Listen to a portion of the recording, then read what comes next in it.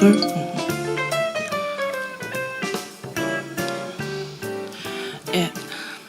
Let's start the first session of the second day of symposium. Good morning, I'm Suyeon Park, a PhD student in the Department of Interior Architect and Built Environment at Yonsei University. Let me introduce the chair of this session. Dr. Seokhyun Kim is the Dean of the College of Human Ecology and a professor in the Department of Interior Architect and Built Environment at Yonsei University. Her research focuses on the relationship between people and the built environment, with particular emphasis on environmental behavior, design programming, design evaluation, and user-centered design strategies. Her work particularly investigates how indoor and outdoor environment influence human behavior, well-being, and quality of life, while developing evidence-based design strategies for residential, community, and public environment. Please welcome Dean Seokhyun Kim.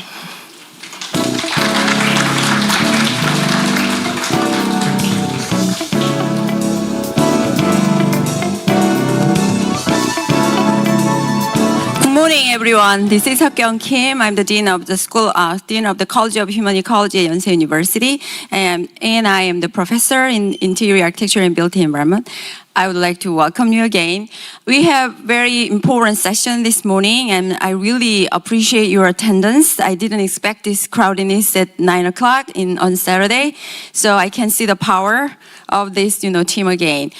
We will have three presenters today and two discussants after presentation. So once we have the three speakers, we are gonna two discussants come to the floor and they will have their comments, and also I'm gonna open the question to the floor, okay? So let me introduce the first speaker of today. We have Dr. Seong-min Yoo. She is an assistant professor in the Department of Interior Architecture and Built Environment at Yonsei University. Also, she is leading the Architecture Design and Technology Research Lab in our department too. She is a UK registered architect and holds a doctoral degree in architecture too. Based in London for many years, she has pursued both professional practice and academic research throughout her career.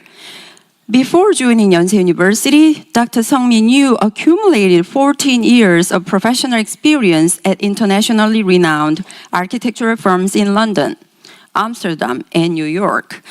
She participated in numerous projects, and I think you know about Dongdaemun Design Plaza in Seoul, Korea, and she worked in Zaha Hadid, and Zaha Hadid Architect is the company who designed Dongdaemun Design Plaza. She was involved not only in architectural design, but also in the development of computational design methodology for evaluating design alternatives, integrating research with practice. She also worked at Foster Partner, SOM, and UN Studio, which are really world-renowned design company.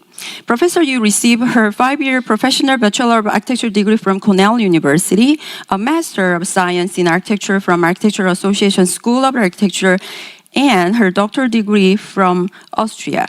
Her research focuses on the social phenomenon and qualitative dimension shaped by architectural environment, with a particular emphasis on computational design methodology.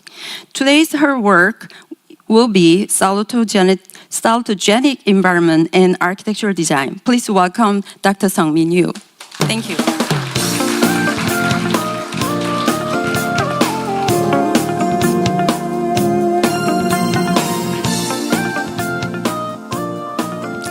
So, thank you very much for the very elaborate introduction. So today I'm going to be talking about salutogenic environment and architectural design. So as you've heard, I've been living abroad for quite some time, practicing as an architect, working and living in different cities. And I moved to Seoul about 3 years ago. And after moving here, I realized that having lived in different places, where I live, actually has a massive impact on my day-to-day habits and also my sense of well-being. So for the last couple of years, I've been looking into the relationships between the built environment and our physical and mental health and well-being, which falls under the umbrella of salutogenesis. For those of you who missed the first day of the symposium and therefore are hearing this terminology for the first time, so what is salutogenesis? So basically, it is a study of the origins of health and well-being. It's a health framework that asks the questions of what keeps people healthy. There are different paradigms for approaching health. So one is a pathogenic approach, which is probably something that we're more familiar with because it deals with the preventions and treatments of diseases and illnesses. The other one that we're focusing on today is the salutogenic approach, which looks into the ways in which we can maintain our health and well-being. So then, why does the built environment matter? So this is a really famous quote by Winston Churchill. So something that he said in the 1940s, we shape our buildings and afterwards our buildings shape us. So I think this is something that some of us know intuitively, but also the impact of the built environment on us has been studied extensively for decades, starting in the 60s. So from the vast amount of existing literatures, we know that our built environment can impact our health in general, and also our cognitive functioning, and then also the perceived level of satisfaction and productivity. But it doesn't just end there because it also influences the way in which we move around in space on a day-to-day basis. It also impacts our social interactions, so basically who we become friends with, and then the frequencies of our social interactions, and also our mood, and in some instances, the amount of time that it takes for us to recover from stress. So, when we design buildings as an architect, we need to think about so many different things. So first and foremost, we need to make sure that there is clean air for people, and then also for the program of the building. We need to ensure that people are living in a comfortable thermal environment, also look after the acoustic qualities. We also think about how much daylight gets into the space, and when we design the building facade, we have some degree of control over what we're looking at when we're looking out the window. We also think about how we can access the outdoor spaces, and then also some of the more elaborate features of the building design that we find attachments to. So all of these things combined can impact our physical and cognitive functioning as well as the psychological states. It influences our behavior and also the social interactions. But the buildings are layered, and also the built environment is very complex, especially if it grows in size.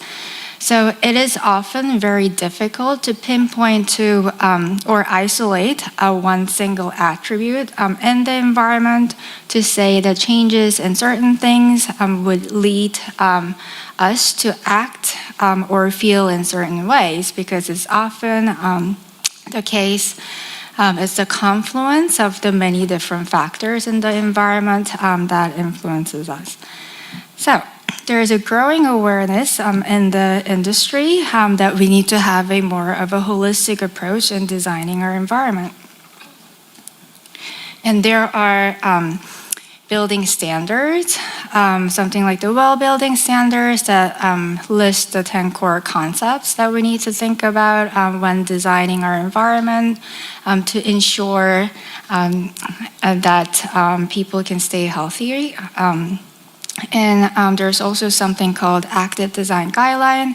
So basically what it does is that it promotes access to places and services for people to basically just be more active and then to be able to exercise by building in the natural movement to different places that we want to go to.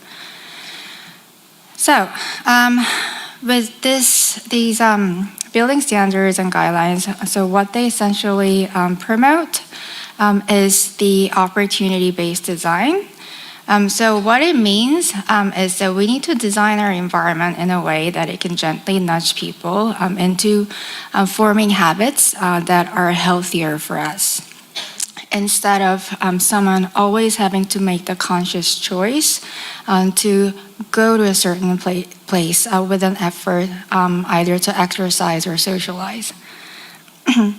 So we do emphasize the natural kind of physical movement in the design of the environment. So I'm going to talk a little bit about what we do at my lab. I would appreciate it if you refrain from taking pictures because we are working on publications for some of the research. So we are looking into workplace as one of the main research domain. And we look at the spatial conditions to understand the layout, circulation strategies, how people move around, different types and locations of amenities, and then also the quality of the design. We look at also the behavioral patterns of the occupants, so basically how you move around and the frequencies of social interactions, and then the level of activities. We look at the health and well-being indicators to understand the level of stress that people feel, and then also we look at the quality of their sleep as one of the mental health indicators, and then also the perceived level of their physical health. The reason why workplace matters is because a study says we spend about a third of our life at work. And on top of that, we spend about 80 to 90% of our time indoors, especially if you are from a developed country. And there are no kind of mental and physical health related issues with the workplaces. So burnout is a big one. And it's becoming more pronounced since the COVID. It's caused by a prolonged kind of exposure to stress and the constant pressures. As far as the physical well-being is concerned, physical inactivity is a big one, which then leads to the sedentary lifestyle and is associated with the health risk. I think non-communicable diseases are what they're called. And they include obesity, heart disease, high blood pressure, and diabetes. But also on a positive note, there is a growing awareness that there needs to be a better work-life balance, especially with the younger generation. So the workplace is kind of facing a need for a change, and our built environment also needs to kind of cater to those changes. So we conduct our research with the premise that our built environment influences our behavior, and in turn our behavior then influences our mental well-being as well. So the healthy mind resides in a healthy body, so that's kind of our approach and belief. We measure, therefore, the physical movement and then also the perceived level of stress. There's a multiple scale in a built environment. So the urban scale is the biggest one, the cities that we live in, and also the neighborhood, all the way down to a single building in the interior scale. For the urban areas, we look into the business district. So we selected 3 different locations in Seoul. The CBD, where the palace is located with the old city fabric, together with the newly built the high, tall skyscrapers.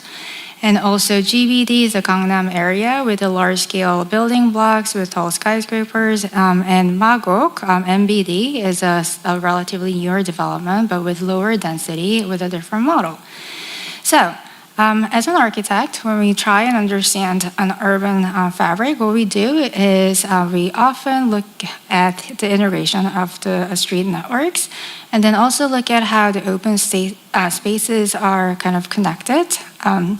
We also care quite a lot about the environmental factors, but because we are designers, we do care quite a lot about how buildings look and also our cities. So we carry a formal analysis and then also analyze the facades and the way that they look. But what we are trying to do is we're trying to look at these different urban patches from the perspective of human scale to understand their density in relation to our human scale. We also gather kind of open source data in order to look at where all the businesses are. And for each business that we locate, we try and map 5-minute walking distance. And within that, we try to gather information about where they can walk to. So like the green spaces, open spaces, and points of interest, like the restaurants, convenience stores, and then also access to public transportation.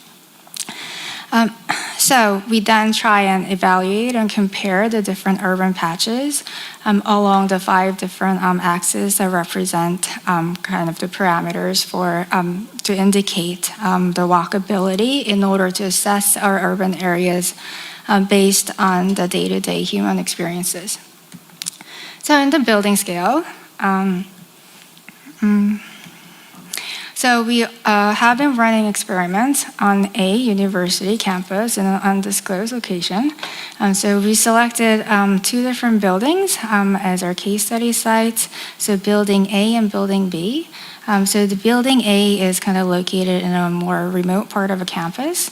And building B is located right next to the main axis with the ease of access to all the different kind of points of attractions for the university. And the places that people would generally go to, either to eat or hang out or to study. And then also it's located in a place where the occupants in the building B would have an easier time going to the neighborhood areas with lots of restaurants and shops. Inside the building, okay, I think it's a little bit, okay. So inside the building also showed kind of slightly contrasting qualities as well. So although building A has some lovely spaces, had relatively less amenities, building B was designed with a big atrium space, which was well lit with lots of seatings, access to coffee shops, and then also the convenience store.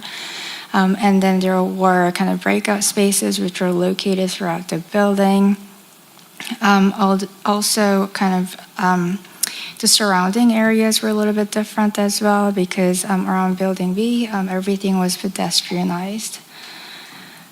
So what we've been doing is we've been kind of collecting data from participants, and each time that we run these experiments, it lasted for about 3 to 5 weeks with 60 participants who are working full-time as researchers / graduate students in these 2 different buildings. We've collected their levels of activities, their sleep quality, and then also the stress level.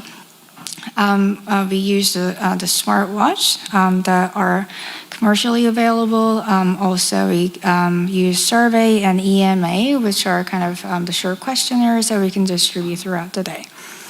And as a result, we can kind of gather data on their kind of behavior and biometric data that tells us about the stress monitoring, sleep quality, their levels of activities. And then also we try and ask them about their daily habits. And then also what we found is that the context actually does matter because it does influence where we go and have lunch or to take a break. And then those places of choice actually were also associated with how social our breaks were. And so the occupants reported kind of better mood with sufficient sleep, social breaks, and repeated or longer breaks. So providing spaces with easier access to the places and then adequate and enough places for us to do the things that we want to do actually does matter. So I want to end with this note that where we live and work actually does matter because it does help us get into a healthier habit. And an accumulation of each day over the course of one's lifetime, I think would make a difference. So I think that's it from me, and thank you very much for listening. Thank you so much. Thank you. Thank you so much. Professor, you really share very ongoing research. So please make sure that you didn't take a photo of this slide. We in the interior design, interior architecture part, we always talk about and research the relationship between the built environment, human being. But nowadays we do a lot of research about human beings' health and their well-being and life quality relate to the built environment, which is very aligned with the salutogenic environment. Thanks so much for the presentation. Next presenter is Dr. Sumi Lee. She's an associate professor in the Department of Child and Family Studies at Yonsei University. She worked in human development and families. She worked before she came to Yonsei University. She worked in human development and family studies at Pennsylvania State University, where she directed the STEALTH, the lab. STEALTH means sleep, stress, and health. Her research focuses on how sleep, stress, daily activities, and work family experiences influence health and aging outcomes across adulthood. Dr. Lee earned her bachelor degree in our child and family studies at Yonsei University, Master of Science in Human Development and Family Studies from Yonsei University, and PhD at Pennsylvania State University. Her research, we always say that, she is like sleep research guy, and her H index is pretty high. Feel free to check via Google Scholar. Her work site at the intersection of sleep and sleep health, stress and well-being, health and healthy aging. And she also focused on work and family dynamics and daily activity diversity and lifestyle behavior. So she's going to talk about today salutogenic daily activities and sleep. Please welcome Dr. Sumi Lee.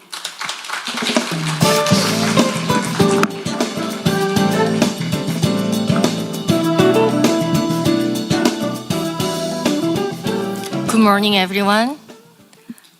Well, thank you for joining us, and I'm very honored for this opportunity to talk about my research.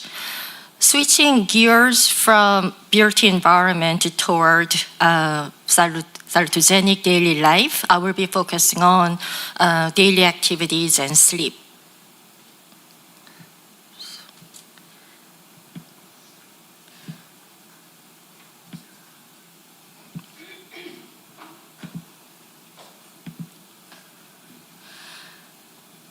So I always like talking about conclusions first. So these are the two main messages I want to deliver today. Spicing up your days and spicing down your nights for active lifestyles and good sleep respectively that support health and healthy aging. Embracing active lifestyles can invigorate our lives. At the same time, prioritizing sleep at night, where instead of filling your evening with lots of activity, you focus on calming and restful things, and it will help support healthier and more productive lives. I study health and well-being in midlife and later adulthood, with a particular focus on sleep and daily activities. When I study sleep and daily activities and how they relate to daily well-being, I use a zooming in approach. And if we zoom out to a broader time span, nightly sleep and daily activities can have cumulative effects on a wide range of long-term health outcomes. Specifically, a zooming in approach allows us to distinguish between and within person associations. Let's say person A is a good sleeper, person B is an average sleeper, and person C is someone with poor sleep. At this level, we are looking at differences between persons. On the other hand, at the within person level, we can examine relationships at the momentary or daily level. Person A may report several nights of poor sleep, mostly good nights of sleep, and person B can have more variety, and person C may report poor sleep in general. These fluctuations and their implications for daily well-being are often missed in between-person level studies, traditional survey studies. My previous collaborative work has found that in general, those who are poor sleepers have more stress, greater pain, worse cognition, and higher risk of mortality. These show between-person differences, and often we don't know which one comes first. The beauty of zooming in approach is we can examine within-person associations after taking into account between-person differences. We can infer such that on days after people have poorer sleep than their usual, this is accompanied by more stress, greater pain, and lower cognitive performance the following day. So I use smartphone-based ecological momentary assessment to continuously measure sleep and daily activities over multiple time points. In addition, one of my research principles is to use multiple methodologies. So in addition to self-reported data, I also use actigraphy to collect objectively measured data. I think many people here may be interested in physical activity, so I wanted to show this paper. This is my co-authored paper examining the link between sleep and physical activity. We evaluated the daily temporal associations between sleep and physical activity among adolescents from the Fraser Families and Child Wellbeing Study, which sampled low-income and racially diverse U.S. families. This summarizes the main findings. It looks complex, but there were bidirectional associations between sleep and physical activity. Results were consistent between moderate to vigorous physical activity, MVPA, and sedentary behavior. So I will just focus on MVPA. Nights with earlier sleep offset and shorter sleep duration were associated with less MVPA the next day. One possible explanation is that engaging in morning exercise may require individuals to wake up earlier, thereby shortening sleep duration.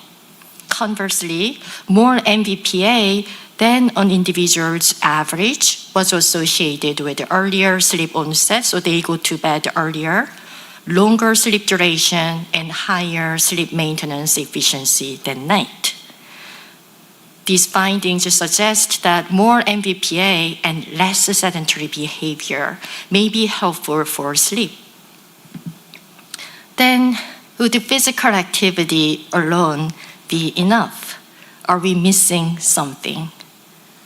With advancing age, physical activity declines, and some cannot engage in physical activity due to chronic conditions. So we need more beyond the physical activity to support healthy aging. We can learn from existing theories. In fact, many theories in social science field explain the health benefit of active lifestyles. For example, the activity theory of aging, which is a classic theory in the field of gerontology, emphasizes the importance of staying active and being engaged in various aspects of life as people age. Moreover, the social integration of health theory predicts that engaging in diverse roles and activities may increase psychosocial resources, which are critical to maintain health and overcome age-related limitations. Extending these previous theories, my colleagues and I proposed a new concept of experiential diversity. This refers to having rich and balanced experiences across multiple domains of life, such as activities, control beliefs, coping strategies, emotions, and even stressors such as minor daily hassles. Experiential diversity is influenced by personality, external environment, and background factors such as socioeconomic status, marital status, and family characteristics. It also affects physical health, well-being, and cognitive function, and these effects may differ across age groups and life courses. Among the various domains of experiential diversity, I have been focusing on the activity domain, activity diversity.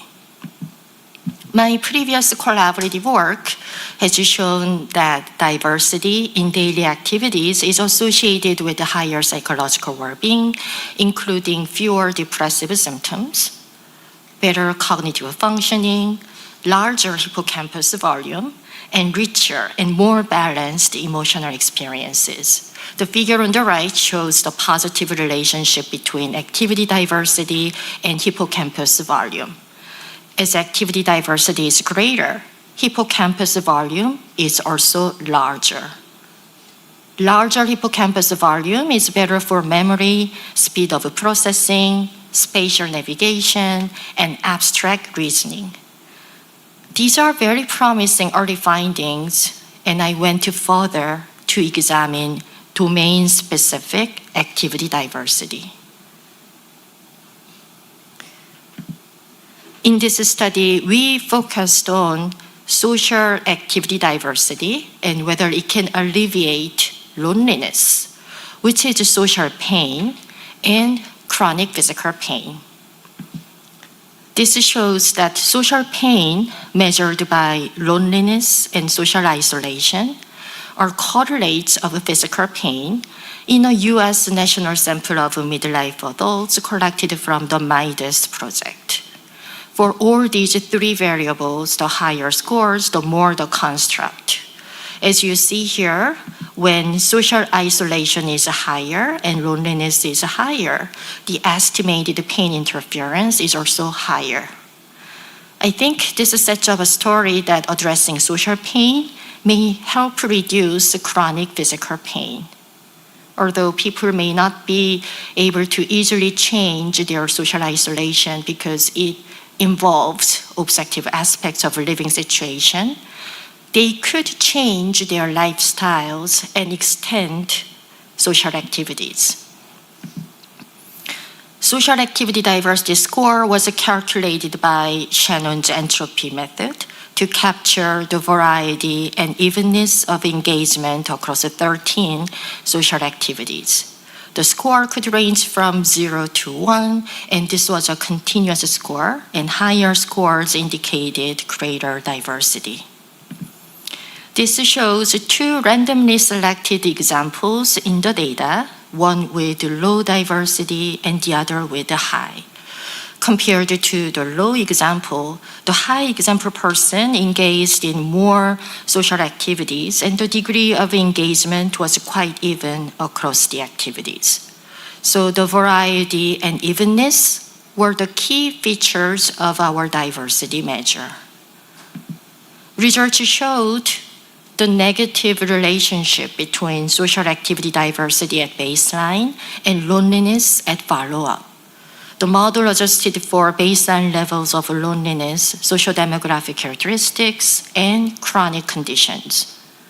The time gap between baseline and follow-up was quite long, approximately 9 years in the MIDAS project. So we also included change in social activity diversity over the 9 years in the same model, along with the baseline score.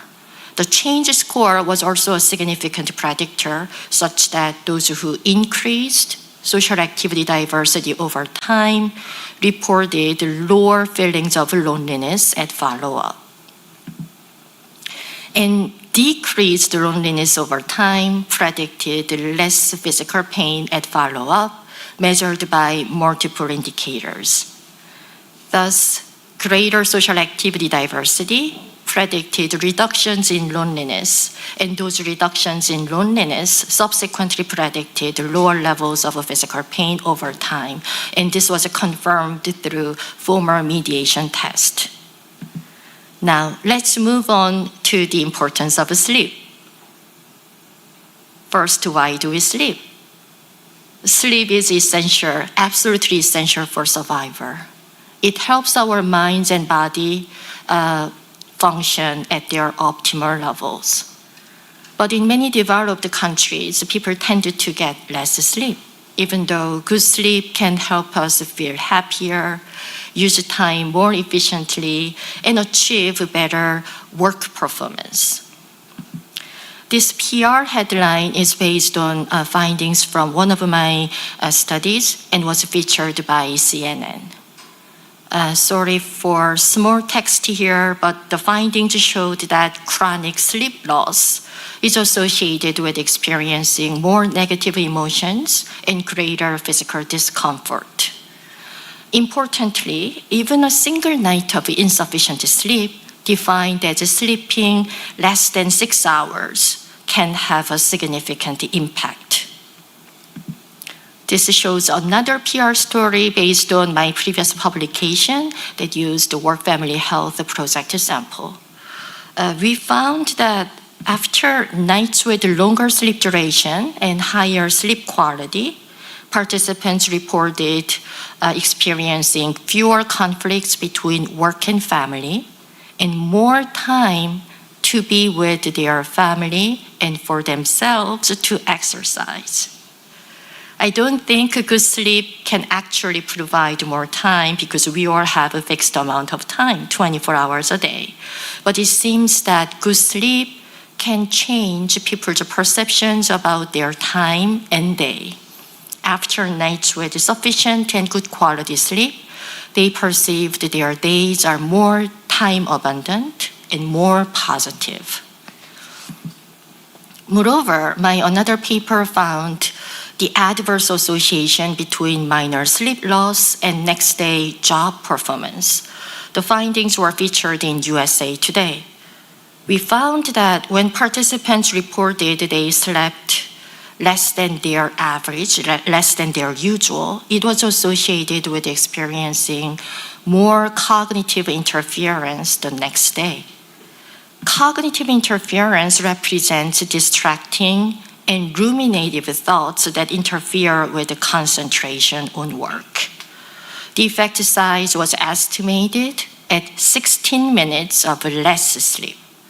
Based on this finding, similar news stories were covered by approximately 200 media outlets across the world in a relatively short period of time. I think it's mainly because the findings were relevant to the general public. We can relate to the story. It was not about losing 2 hours or 1 hour sleep, very minor sleep loss, just losing 16 minutes previous night, significantly decreased work performance the next day. And that small amount of sleep can be easily missed day-to-day basis. So it caught people's attention. Now, let's zoom out a little bit. In my previous collaborative work, we found that insufficient or poor quality sleep were correlated with contextual factors on the left side, such as work and family conflict, job demands and resources, perceived unfairness or job discrimination, having a specific disease condition, and a lack of protective factors. On the right side, we also found that insufficient or poor sleep were associated with greater pain, more chronic conditions, higher risk of falls, and higher risk of developing cardiovascular disease, worse cognition, and early mortality. So sleep affects so many aspects of our health and lives, but I believe we still underestimate the importance of sleep for our health. It's because most previous studies have associated individual sleep variables with health outcomes, mostly using clinical sleep disease or sleep duration only. But optimal sleep is beyond those diseases or sufficient sleep duration. There's increasing awareness that one's sleep health needs to be understood by multiple dimensions. Specifically, Dr. Daniel Baisi suggested that RU-SAID dimensions are critical for health. And those represent regularity, how regular you are in the quantity and timing of sleep. Satisfaction, how satisfied you are in the quality of sleep. Alertness, how alert you are during daytime, having less sleepiness and taking fewer naps. Timing, whether your bedtime and wake time are within age-appropriate ranges. Efficiency, whether you can fall asleep in a relatively short period of time and not waking up in the middle of the night or too early in the morning. And duration, whether you have sufficient sleep duration, not too short and not too long. These sleep dimensions are biologically or statistically dependent, and their influence on health is often interactive. However, there is still limited research considering these multiple sleep dimensions simultaneously. My work, funded by NIH, examines sleep health profiles that measure how many and which type of sleep health issues co-occur within individuals and links them to diverse health and well-being outcomes. These are some examples of those studies: identification of multiple sleep health phenotypes and replication over time. And those phenotypes, sleep health phenotypes, had a stronger power to predict health outcomes than individual sleep variables. Unfortunately, I cannot go over the details of these studies due to time limit, but I'm happy to explain more later if you have any questions related to these studies. Now, connecting back to the first topic, engaging in a diverse range of activities during daytime may be associated with getting good sleep. In a sample of US adults, we found that greater activity diversity was associated with better sleep health. So similar to the findings that showed bidirectional associations between sleep and physical activity, activity diversity is also related to sleep, multidimensional sleep health. Activity diversity is beyond physical activity. It means being physically active, socially active, and cognitively active during daytime, and it helps us sleep better at night. The opposite may also be true. Better sleep may also provide more energy to engage in diverse activities. So this slide provides a summary of my talk. I won't reiterate all of these points, but please remember just this one sentence. Engaging in diverse activities during daytime and prioritizing sleep at night are important for health and healthy aging. So I want to mention that all of my work is thanks to all these multi-site and interdisciplinary collaborations. And there are more collaborators than those I listed here. Or thank you. Thank you so much. Thank you, Professor Sumi Lee. Thank you for sharing a lot of good insights about sleep. And we have many graduate students around here, and I don't think you guys are sleep well, but it's very important to keep your sleep time. And she also emphasized she's not talking about sleeping for 24 hours. You are doing some diversity in your activities, and you need to have a diverse activities, and then you can sleep well. Then really, improve your quality of life during your graduate, study. Thank you. And we are going to have the third presenter, Professor Hyunjae Daniel Shin. He is Associate Professor in the Department of Integrated Design in this college at Yonsei University, and he's the Director of Design for Sustainable Behavior Lab. His research may be very aligned with these two former presenters too. Before joining Yonsei University, Professor Shin taught in United Kingdom for several years, and he also serving as a senior lecturer in product design at Nottingham Trent University, and is also a fellow of the UK Higher Education Academy. He graduated and he finished his undergraduate in also UK and his master in UK and PhD in product design from Nottingham Trent University in UK. So he's a UK guy in our college. His research area is focusing on more behavior, sustainable behavior, and design for sustainable behavior, and how we can drive this sustainable behavior through design. Today's presentation will be about design-led intervention to tackle sedentary behavior of youth. Thank you. Please welcome Professor Shin. All right. Thanks for the warm introduction, and thanks to the committee of the symposium for inviting me to give this talk. As the introduction said, I have two case studies that I would like to talk about from this talk, which dealt with deploying a design interventions to tackle sedentary behavior for young people. So I'm from a background of design, and my main research interest is about how design can change behavior more effectively.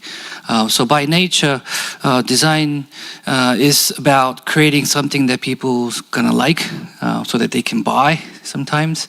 But generally, I think it's about creating something that does not exist today, but tomorrow.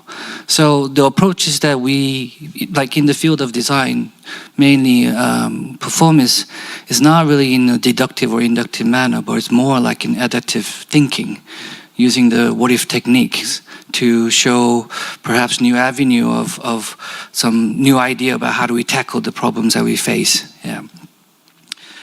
So the problems that I wanted to solve best depicts from these two pictures. So picture on the left, some says that the thinner the TV has become because of the advancement technology, human body maybe went opposite way. Every global, countries around global declaring that the obesity is becoming a serious problem. And picture on the right, when I was a kid, I think our parents were really trying hard to keep us inside the house. Whereas today, we see some contrasting observations.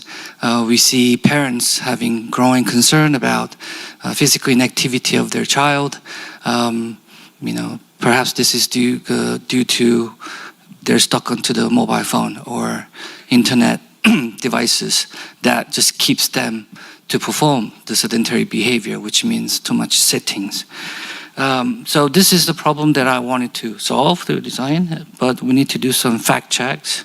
So in Korea, age between 10 and 15, the average screen time, so the kids looking at their mobile phone or TV per day is about 4.5 hours on weekdays. And it gets increased 2 hours more on the weekends, so about 6.5 hours in average. World Health Organization gives guideline, which they increased to 1.5 hours, but they have suggested for years that kids in this age range needs to perform at least 1 hour of a MVPA exercise time. But in Korea, how much percentage of kids meets with that guideline? Only 24.6% for boys, and it gets more severe for girls. There's only 9.2% of girls meeting this 1 hour of exercise guideline, which is quite shocking fact. So how can design solve a problem? I have reviewed a lot of case studies and different tactics, strategies that's mainly inspired or based on behavior theories.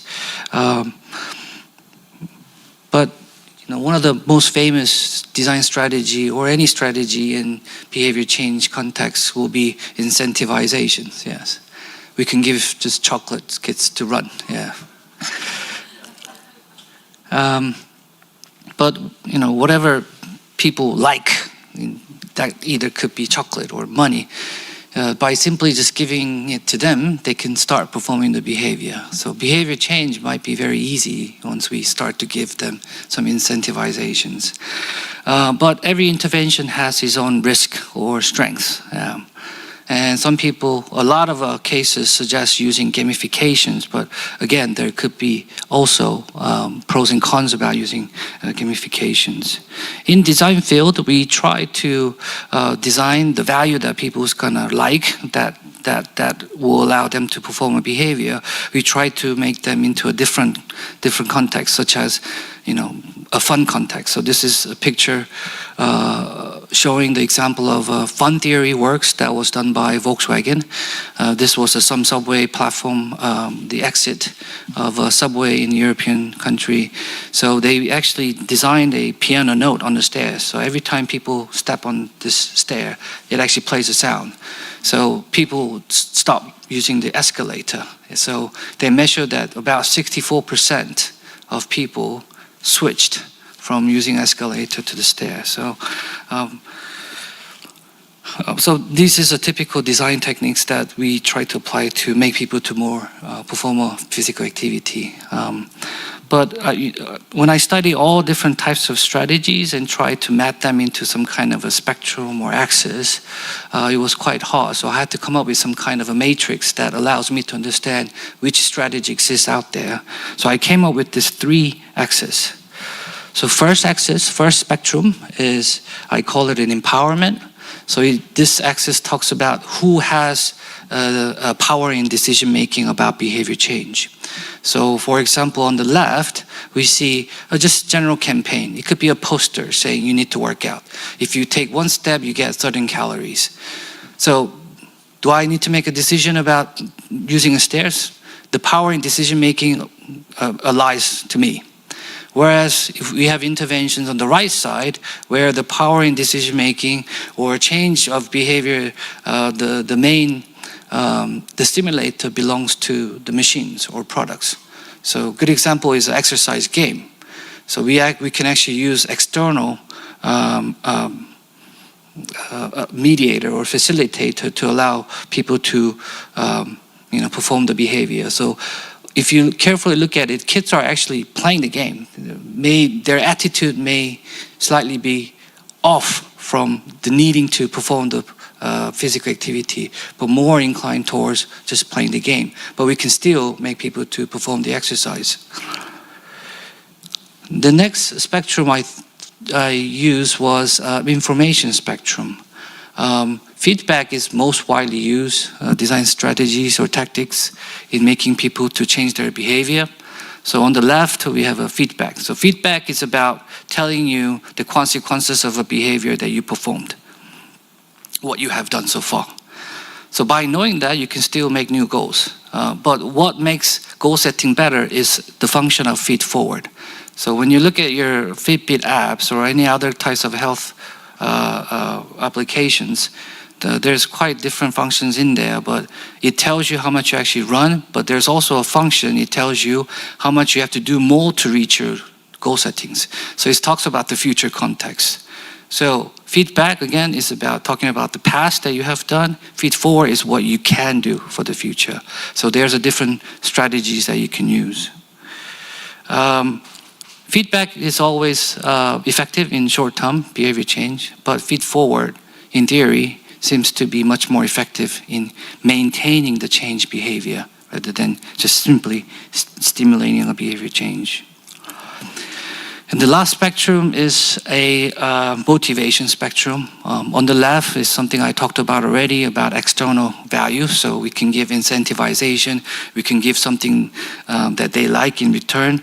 But in longer term, we will need to have more intrinsic motivations. Nothing beats intrinsic motivation.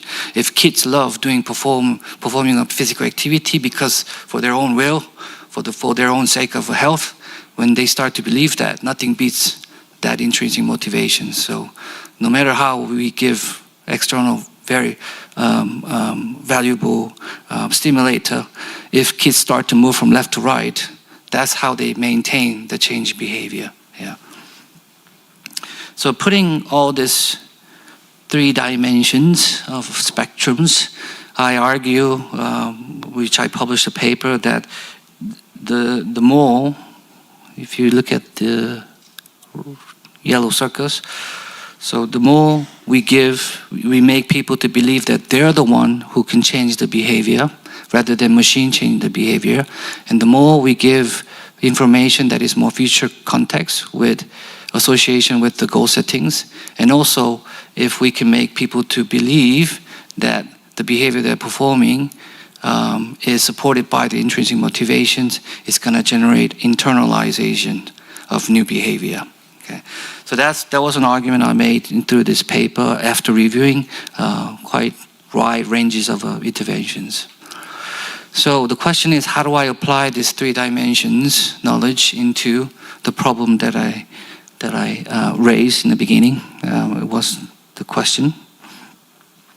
And another question is, which particular strategy do I need to choose to solve that problem? So this is the intervention I developed. So it was an exercise bike that is connected to a white box, which I call it. It's a middle box in the middle. And then this was connected to the TV. So when kids do a pedaling on this exercise bike, the green signal starts to go up. It's basically charging up their credits. But when they start watching TV without pedaling, the red light starts to grow to the left. And then when red light fills up, it shuts off the TV. Yeah. So if they exercise for a whole hour without watching TV, they have a credit of 2 hours of TV time. But if they watch 2 hours of TV time without exercise, their TV shuts off. Yes. So it looks very simple. It feels like a visual signal that you have seen before. But in theory, it's got all the necessary techniques in there. So first, just by visualizing how much they performed or how much they have watched, it has a function of a feedback. But it depends on how they look at it, but it could also work as a feed forward. So they can actually find out what amount of PA I need to do further to meet my goal setting. For example, I want to watch 2 hours of TV. Or they can also see how much screen time is left to watch. Yeah, so it has also a function of a feed forward, but it also has a function of a penalty, external valuables. So when they see that it's all red, it means that they cannot really watch any further TV time. So I deployed this device. This is a picture of a device on the right. It was a nice plug and play, no high tech, no Wi-Fi needed. So no worry about the data loss. So it was 20 household I deployed, and the duration was 12 weeks because some study says that it requires 66 days to form a habit. and that's the duration required, minimum days of durations that is required to form a habit. So we wanted to do something that is slightly above that 66 days. So we set 12 weeks, and then we measure the amount of a PA and screen time, and we do the interviews in between and at the end. Yeah. This is the result of a group. It was so difficult to just split among these 20 households who's good and who's bad. But I actually labeled them as a responsive group and inner group, and I applied the 3 criterias, which is one about average PA durations, average PA count per day, screen time reduction percentage, and I applied the point systems, and I differentiated the 2 groups. And the result of responsive group is shown as this. And the noticeable pattern is that there's a bit of a gap between the screen time and the physical activity, meaning that their screen time was just double amount of physical activity they've done. Yeah.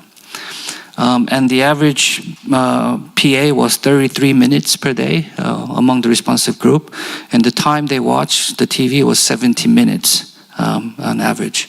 So this is a patterns that we see from responsive group, whereas inner group, who didn't really respond to the interventions, there wasn't really a big gap between the 2 except week 1, but in generally their PA and screen time was just both low. Yeah. So low PA, they only did 11 minutes in average and only 20 minutes of a screen time. Yes. Which is a good thing because they didn't exercise, but their screen time has reduced. So that's still a good thing. Yeah. So again, this is the average graph showing for responsive group, and this was for the inner group. But in total, in average, among all 20 households, there was 22 minutes of exercise performed per day, and there was 92% of screen time reductions. The big noticeable behavior change was that before they participate in the research, they just left the TV on. Yeah. Yeah. So when I was measuring their baseline, which is prior to the deployment of my interventions, we were measuring how much average TV they watch. They just left the TV on, even they go to the toilets or doing homeworks. But when they're realizing when they increase their awareness about how much they're performing, how much they're watching, their behavior changed. They actually turn the TV off when they're doing something else. Yes. And the amount of exercise they perform as a count was 3 days per week. And we did another interview and very short survey after about a month after we retract the intervention from home, asking whether their behavior maintained. And 12 out of 20 households say they maintained. So it wasn't 100% successful, but some gains that we observed. From qualitative research, there were many themes that it was emerged, but obviously feedback and feed forward really work well. Some kids saying, feedback tells them how much they have done, like they have done 100, for example, but feed forward functions allow them to say, I need to paddle 10 minutes more in order to watch 2 hours of TV. And then, or vice versa, I need to watch TV tomorrow, so I need to actually stop watching it now. Yeah, this wasn't really available, phenomenon before they actually had an indicator in place. So of course, the feedback feed forward allowed them to set goal much better, and then allow them to have a planning within the day how they can better use the TV time and physical times. Yeah. Greatest thing about the intervention, mom loved it because they didn't really have to fight with the kids anymore, how much TV time or they have to give. But they start to believe that because the machine was controlling their TV time, they actually start to believe that it's them who needs to make a change, behavior change, and set up a plan of the day. Yeah. And lastly,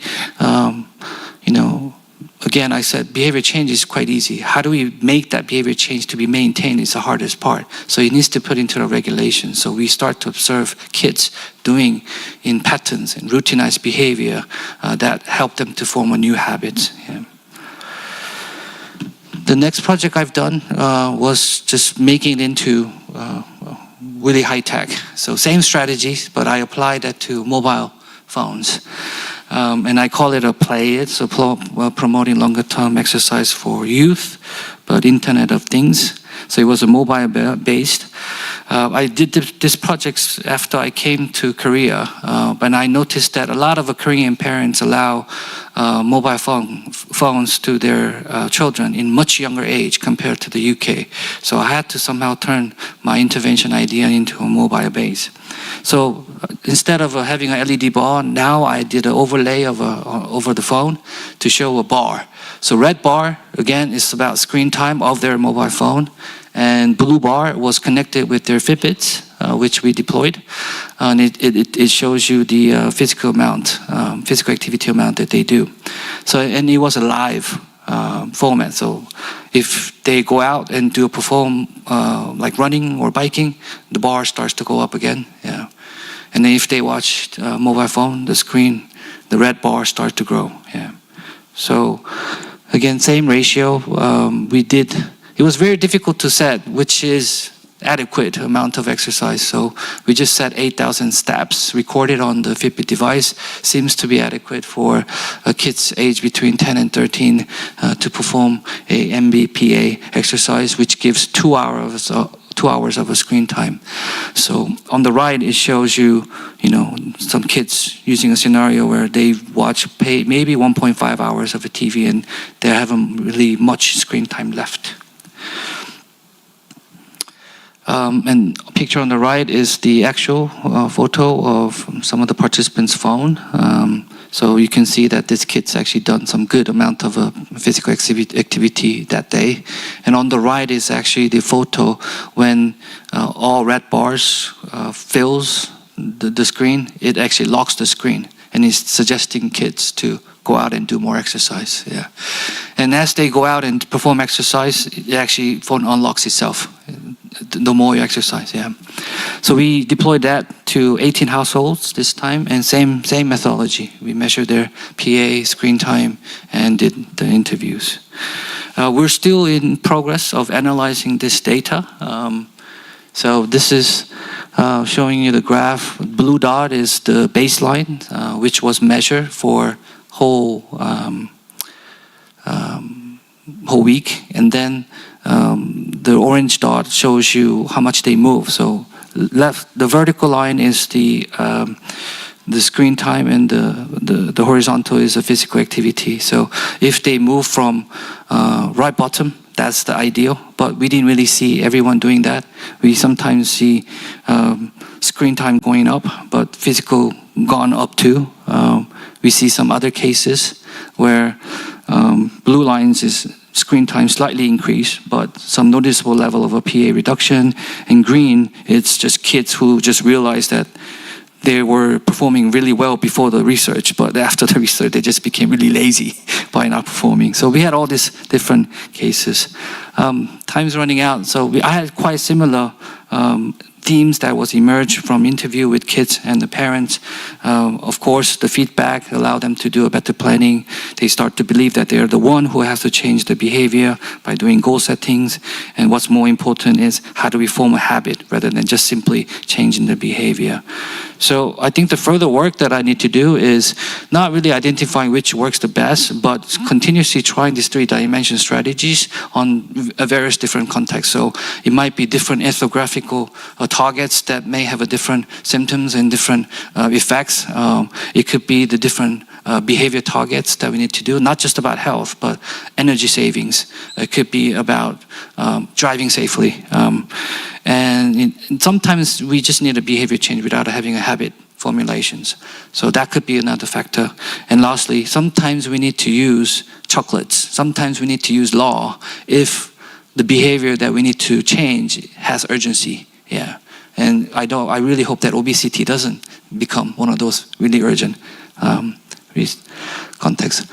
So just wrapping up, I think the 3 dimensions that I showed you, I tried to figure out how this actually associates or connects with the idea of salutogenesis. And really quick glance of salutogenesis concept, there's 3 pillars.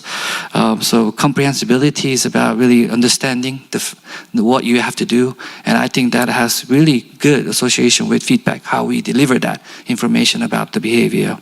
Manageability about the confidence, so it's about feeling empowered from the spectrum that I introduced. And lastly, meaningfulness seems to have some good relationship with the motivations, especially the intrinsic motivation that I mentioned. So that's it for my talk, and thank you again for inviting me to talk. Thank you. Thank you so much. Thank you. Give him a big round of applause. Thank you so much.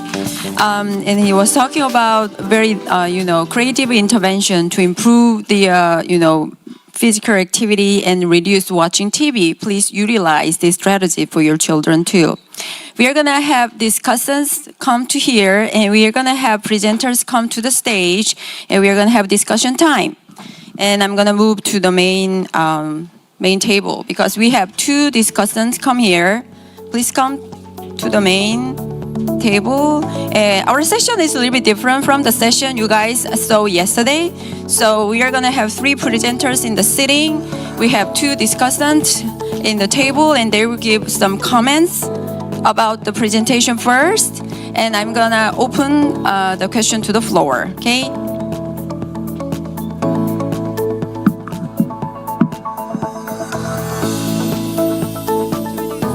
Discussants today. One, Professor Jin-Gu Lee is Associate Dean of the College of Human Ecology and a professor in Interior Architecture and Built Environment here at Yonsei University. He is the Underwood Scholar at Yonsei. Professor Lee is known for his work in design computing, a field that integrates design process with computational method. He is the AI guy in our college. His recent research increasingly focuses on AI-assisted design methodology. Please give him a big hand. And we have Professor Soo-yeon Pyeon. She's a assistant professor in Department of Child and Family Studies at Yonsei University. Her research areas are early childhood educators' holistic well-being, stress, resilience, professional commitment, work environment, and organizational climate. Young children, and she also look at young children's social, emotional, and civic learning in early care and education settings, digitalization in early care and education settings, and she also look at early care and educational policy. So please welcome 2 discussions today. Thank you. So Dr. Jin-Gu Lee, go first. Thank you. As I introduced, AI guy. I'm not a robot, but anyway. Thank you very much for your presentations, 3 presentations. All the participants, visitors, students, may be touched by your presentation regarding salutogenesis approach. But I believe that one thing becomes really, really clear that College of Human Ecology already approaching in that same way, salutogenetic approach, based upon how environmental design planning could be emphasized or enhanced. That kind of finding goodness approach, salutogenic approach, versus finding problems approaches and human behavior factors and sleep behaviors and sedentary, simply how our kids block using smartphones, but acting or exercising outdoor, something like that. So it is really good to see that kind of issues in our daily life, in our fundamental baseline. We already study and develop that kind of things in the perspective of human ecology and life science. So thank you again for sharing ideas. Another one I would like to say that is, before this presentation, I thought finding problems versus finding goodness. But I think there is another thing, proactiveness versus reactiveness. So I'm not sure it is exactly the same perspective or ideas, concepts, but I believe presenters and the people here even partially agreed upon this structure. So I'd like to say or ask that kind of. It doesn't mean that it's totally two different pole-to-pole distance, something totally different idea, but I believe it is combined. But for better understanding, we can think of that aspect as well. So I'd like to encourage you to say regarding that concept or something. Yeah, I think Dr. Lee had the question too. Is anyone who can answer for that among the presenters? It's a hard question. But I think, yeah, okay. Professor Lee, thank you. That's a really great point. Thank you, Dr. Lee.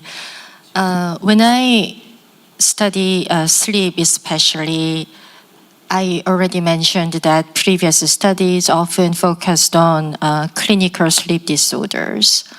And when someone develops a disorder like sleep apnea or insomnia, it may be already late to intervene. So some of you may remember earlier WHO perspective, disease and well-being. Those are not separate things. Those are in a continuum. So the absence of a disease does not simply mean the individual is healthy. Similarly, the absence of sleep disorders does not mean that that individual's sleep is healthy.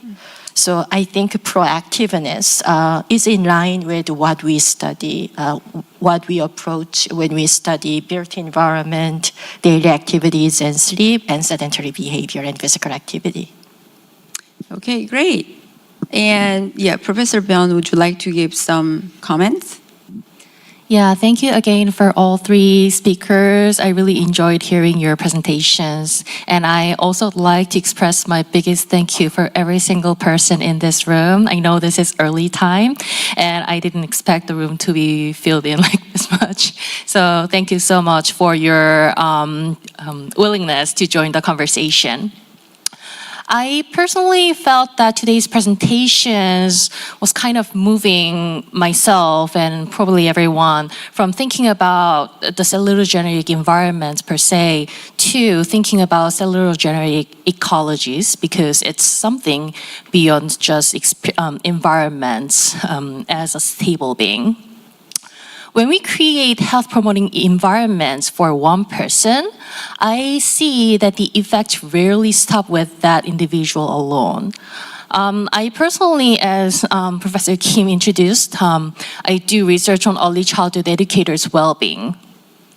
And I often find that educators' well-being do not just stay within that person. When educators are well, it actually is closely associated with the well-being and health of children who they work with, and the families of those children and their colleagues and the institutional climate in general. So in that way, I believe that the cellulogenic environments may generate ripple effects across relationships and communities. So based on that, especially while I was listening to Dr. Lee's presentation, you kind of suggested the spillover effects of the sleep or activity diversity into individuals' lives and their family work-family conflict, stuff like that. And then I just wanted to hear a little more about that, like, maybe if we stretch a little forward, can the impacts of parent or children's sleep quality have something on the individuals or workers? Absolutely. Thank you, Dr. Byun. As you may know, sleep is a shared behavior in the family. We share a bed with our partner, our spouse, and also we shape a sleep environment for our children. So the family environment and how parents sleep, how they prioritize sleep, how they establish bedtime routines for their children, those all matter for children's sleep and development.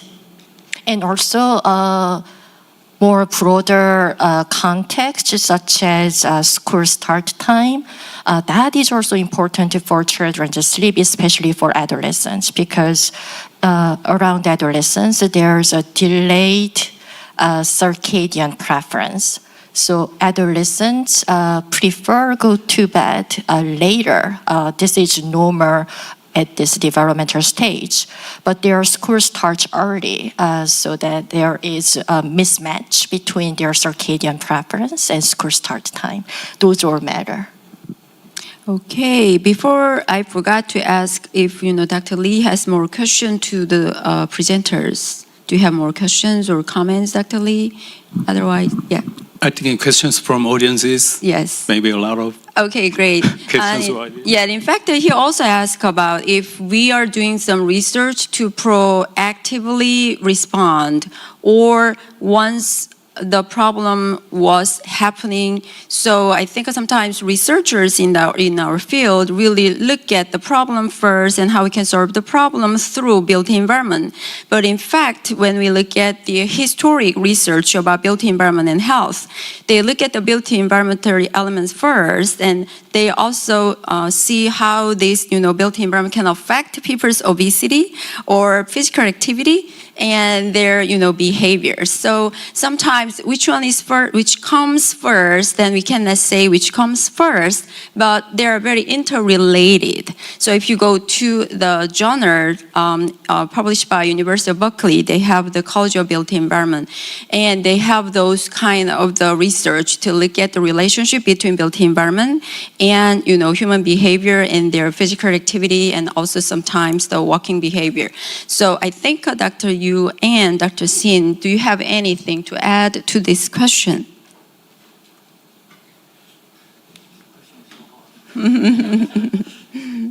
So when you do your research, do you find some problem first, or do you want to, propose the idea before problem happening? That is very difficult questions, but I think on my talk I did emphasize 3 times that behavior change might be very easy, but how do we maintain that behavior change to transform into a habit is the most challenging part. I think similar lines. Recently there was quite people are making attention towards systematic thinking. Systematic thinking, the idea is that we're not really trying to find one single solution that fits for all, for example. We have to respect that every individual's perspectives are different, every individual's characteristics are different. So we need to be in mindsets that whatever the ideas that we generate or suggest has to be the accumulation of the bigger changes that we're going to make. And I think in that sense, problem finding is, of course, is what we have done so far for a very long time. But I think our job now is to suggest a newer ways how we can approach the solving the problem. I think that is there's more weights to that role within the design research. I think that's my answer. Yeah. Thank you. Would you like to add something? So I don't think there is really one answer to the question, because I think when I look back, I think I started with a research question, and then also identifying the problems in the built environment, a way that it kind of influences our behavior or day-to-day activities. And it kind of stemmed from the fact that I started noticing how people had different day-to-day lifestyles depending on the different culture, and then also the climate as well. So I think it generally started with that. But also we all know what a healthy lifestyle kind of looks like in general for adults. And I started noticing how much more or less effort it goes into kind of achieving a healthy lifestyle as your habit. So I think that was the starting point for me. So I then started to look into, what are the ways of nudging people to walk more or to kind of climb up more stairs, because there is a study that says if you are an older man and if you climb up 8 flights of stairs every day, then there's a probability that you will live longer and stuff like that. So I think I do kind of try and identify the issues while just going about in my daily life. Okay, great. I would like to question to the floor. Do you have anybody who wanna, ask some question to our presenters? Yes, please come to the microphone and ask your question. Hello, thank you very much for the 3 presenters. And I have one question. So, for example, like thinking of our Yonsei University president, for example, he decided to build a new building, only thinking of the salutagenesis, like salutogenic environment. How then for like the new building, we can think of and simulate so many scenarios, like design layouts and everything. But then how can we measure the salutogenic performance, for example, to optimize the design? Very interesting question. Okay, Dr. Yu, Professor Yu Sung-mi, would you like to answer for that? I think that's an excellent question, and then I don't think we currently have the answer for it. So the way in which we are approaching is to kind of look at the different indicators that people feel or the people do. So we try and measure their physiological signals. We also ask them about what their day's been like, how well they slept, and etc. Because conventionally in architecture, the sort of measures that we use are kind of more related to the geometric features of the design and then also the buildings. So then we are trying to kind of shift the focus back to people. It doesn't necessarily have a form, so therefore it is harder to kind of measure. But then I think the human approach, understanding our day-to-day and what we do throughout the day, and then trying to kind of break that down into small segments and measures, I think is the approach that we are trying to take right now. Thank you. I have a follow-up question. Yes. Then, do you think we can, based on your research experience, can we extract such a pattern from already done experiments, so that we can use that pattern to think of the optimal design for the salutogenesis? I think that's possible, but I don't think there is a single solution to every problem. And then the reason why is because every building sits in a different context. And then I think that is what makes it very complex, because we do have all these studies that says a great deal about, we need to have such and such attribute to be in a certain way. But when we start to kind of try and design and create our built environment, it's not necessarily the case that we can understand or accurately calculate what the confluence of all those different factors would be. So I think that's a difficult part. And then I think therefore there are ways in which we can try and combine different methods of analysis, and then also stuff like simulations. But I don't think there is a one kind of answer or strategy that would fit all the circumstances. And I think Professor Lee also has an answer for that. I don't know much about built environment, but linking back to my research topics, I want to highlight potentially 2 or 3 patterns. One is air quality. Indoor air quality is important for daily performance and sleep. And second, this is observed through empirical research. Ceiling height seems important for our creativity. So if we can consider a higher ceiling, that may be helpful for our work performance, boosting our performance. And third, anything that can boost our daily activity diversity, collaboration, and more fun activities would be helpful. And if I add one more thing, if we have the salutogenic building, there are many measurements to measure the building environment, indoor and outdoor. So I think we need to comprehensive, measurement if this building is really salutogenic building. So I think Dr. Yu and Dr. Lee provide really nice ideas for you. Thank you very much. Thank you. Great. And we have one, I think we have still time to ask you if you have any question, please come or raise your hand. We still have time. Yes. Just a comment. I mean, Dr. Ma, I think asked excellent question.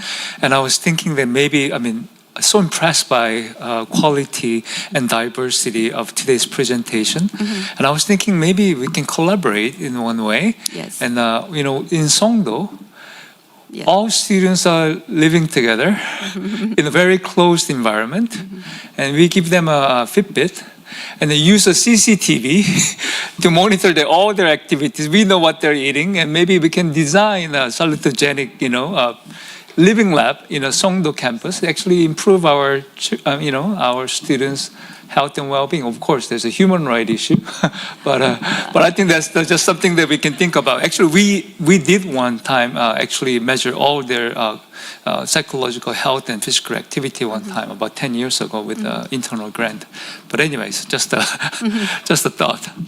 Great idea. And I think you guys know that how the research happening in this room really consider different aspects and different disciplines. So we use very excellent 3 examples to combine diversity in disciplinary, methodology and also research process.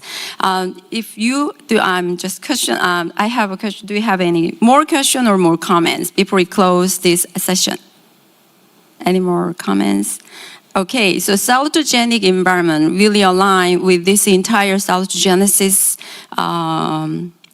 kind of mood. And we are kind of entering this salutogenesis field very recently, but our research has been already performed more than 40 years or 50 years related to the built environment and how built environment can be more salutogenic environment. So I think our audience, learn about, those things a lot today. So before we close the session, could you please speak a round of applause for these presenters and discussants? Thank you so much, and thanks so much for your attendance. And I think during this session, during this, break, there is a poster session going on, right?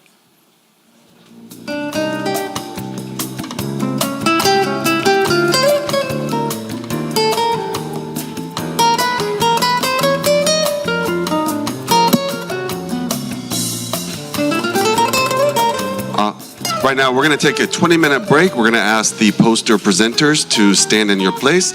Those in attendance, we're asking you to take this 20 minutes to engage with the presentations, with the posters, and to walk around.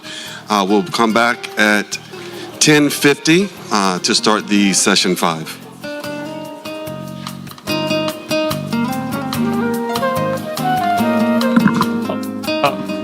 여기 잠깐만, 네.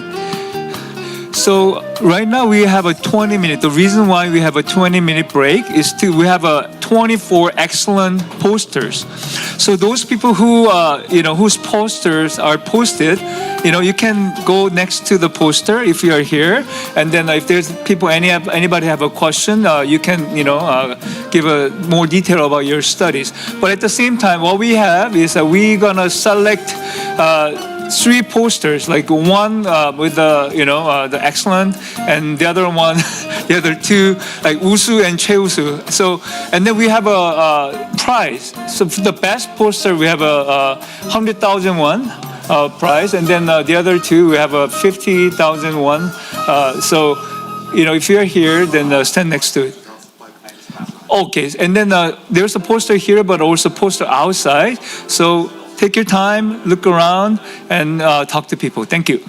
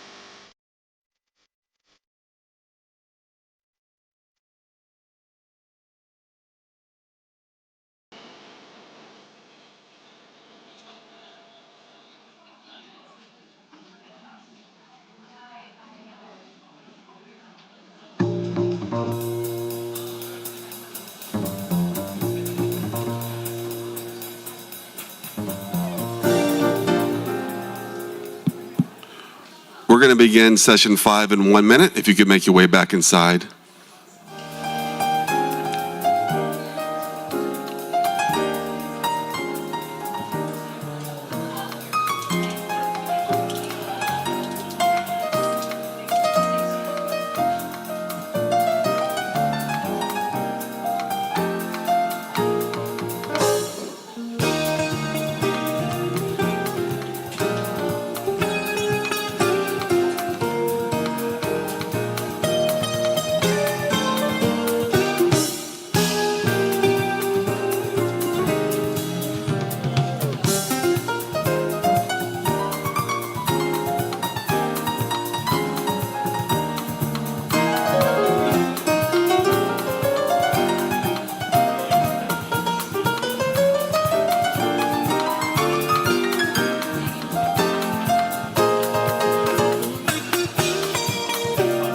We'd like to start our session 5. If you could return back into the auditorium and to take your seats. Thank you.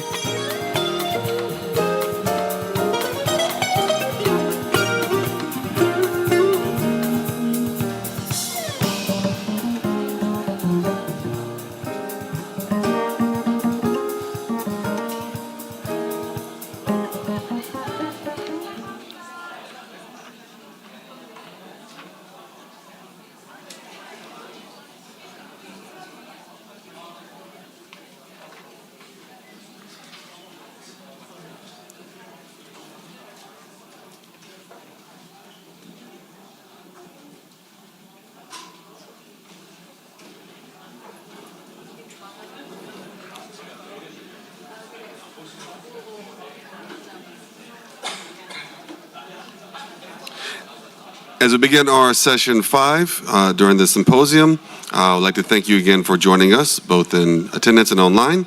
Our session 5 is the salutogenesis in sports, leisure, and tourism from an international perspective. Our 2 co-host moderators, you know one from yesterday from presentation and one from here at Yonsei. Dr. John Spence from University of Alberta will be joined by Dr. Jin-Soo Byun from Yonsei University.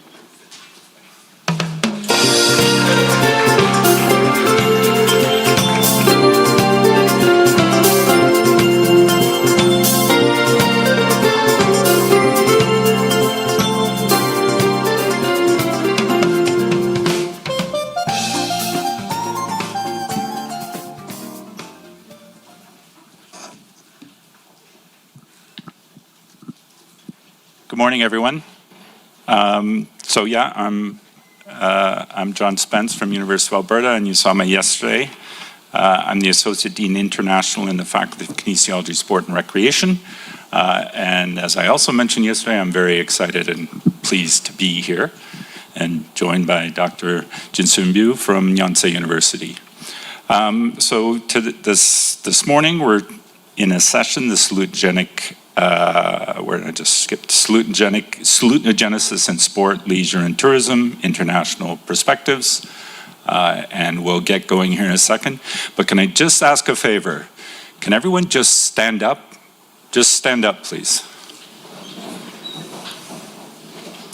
So going back to the session we just had, I have just effectively reduced your sedentary behavior this morning. And this is it. Sedentary behavior is a very simple thing. It's a combination of posture and energy expenditure. By standing up, you're not being sedentary. We won't care about screens, but your sedentary behavior has been reduced. So you're welcome. You can now sit down, or you can choose to stand if you want. Okay, so Dr. Byun. All right, so I'm Jin-Soo Byun, and I'm really excited to be chair with Dr. John Spence for the session. And I'm going to introduce the full presenters for our session. And actually, we have the full presentations, as I mentioned. And the first presenter will be Professor Eun-Young Lee, and her presentation topic will be toward a salutogenic paradigm for physical activity and planetary health. To introduce Professor Eun-young Lee's background. She's an associate professor in the Department of Sport Industry Studies at Yonsei University, and before joining Yonsei, she was an associate professor at Queen's University in Canada. And she's also affiliated investigator, Children's Hospital of Eastern Ontario Research Institute, Canada. And her research agenda focuses on understanding the social and behavioral determinants of health in the context of global challenges. Please welcome Professor Eun-young Lee.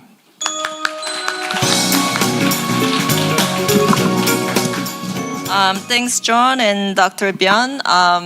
It's a great pleasure to be here and come back here as someone who's from this department now. And before I start my presentation, I want to say that I tend to move around because it makes less nervous. So I'll move around. I'm gonna make the camera person's life miserable, but I'll do that. And it's really hard to get to the point where you love your PhD supervisor. But I can say that I love John, and I'm so happy that he's here. And I hope the feeling's mutual. Yeah? Good. Okay, let me begin my presentation. And the previous presentations about interior design and professors from human ecology was really interesting, insightful, and so many things resonated with me and the research that I do. So I think it's going to be a nice segue to my presentation. So today my talk will be based on the work done in my field in the past 5 years or so, and also advancing physical activity to solve global challenges we face, specifically focusing on climate change. So my presentation will be zooming out a little bit from the previous presentations. Okay, so we face interconnected challenges, and I call it crisis, but based on Dr. John's framing, it could be verticals. So we experience, global challenges like climate change, mental issues, and obesity is one of the things that we also experience. Chronic disease burden, social disconnection. I cannot really see the presentation here. And ecological degradation. And these crises, they influence and amplify one another. So they are interrelated and they impact on human health in a massive way. And addressing one requires addressing them all. So if we were to address physical inactivity, we need to also address mental health challenges and other things as well. And the good news here is that when we try to address physical inactivity, we might be able to address climate change and other things as well. So that's a good news. So there's that potential dual, triple, quadruple benefits that we can gain when we use physical activity as a resource. I'll come back to this point later on. So now I want to ask the audience a question. I'm an old school, I don't have the QR code that you can copy. So what motivates you to exercise? Well, like, why do you exercise? Or how do you spice up your day? Anyone? So I can eat more. So you can eat more. So about that reward that you can get. How about others? Like, why do you exercise? Stay fit. Yeah, for fitness. One more? Anyone else? To sleep better, yes. So yeah, there are so many things that we do. We exercise to gain different types of benefits, but usually we focus on health benefits, physical health benefits.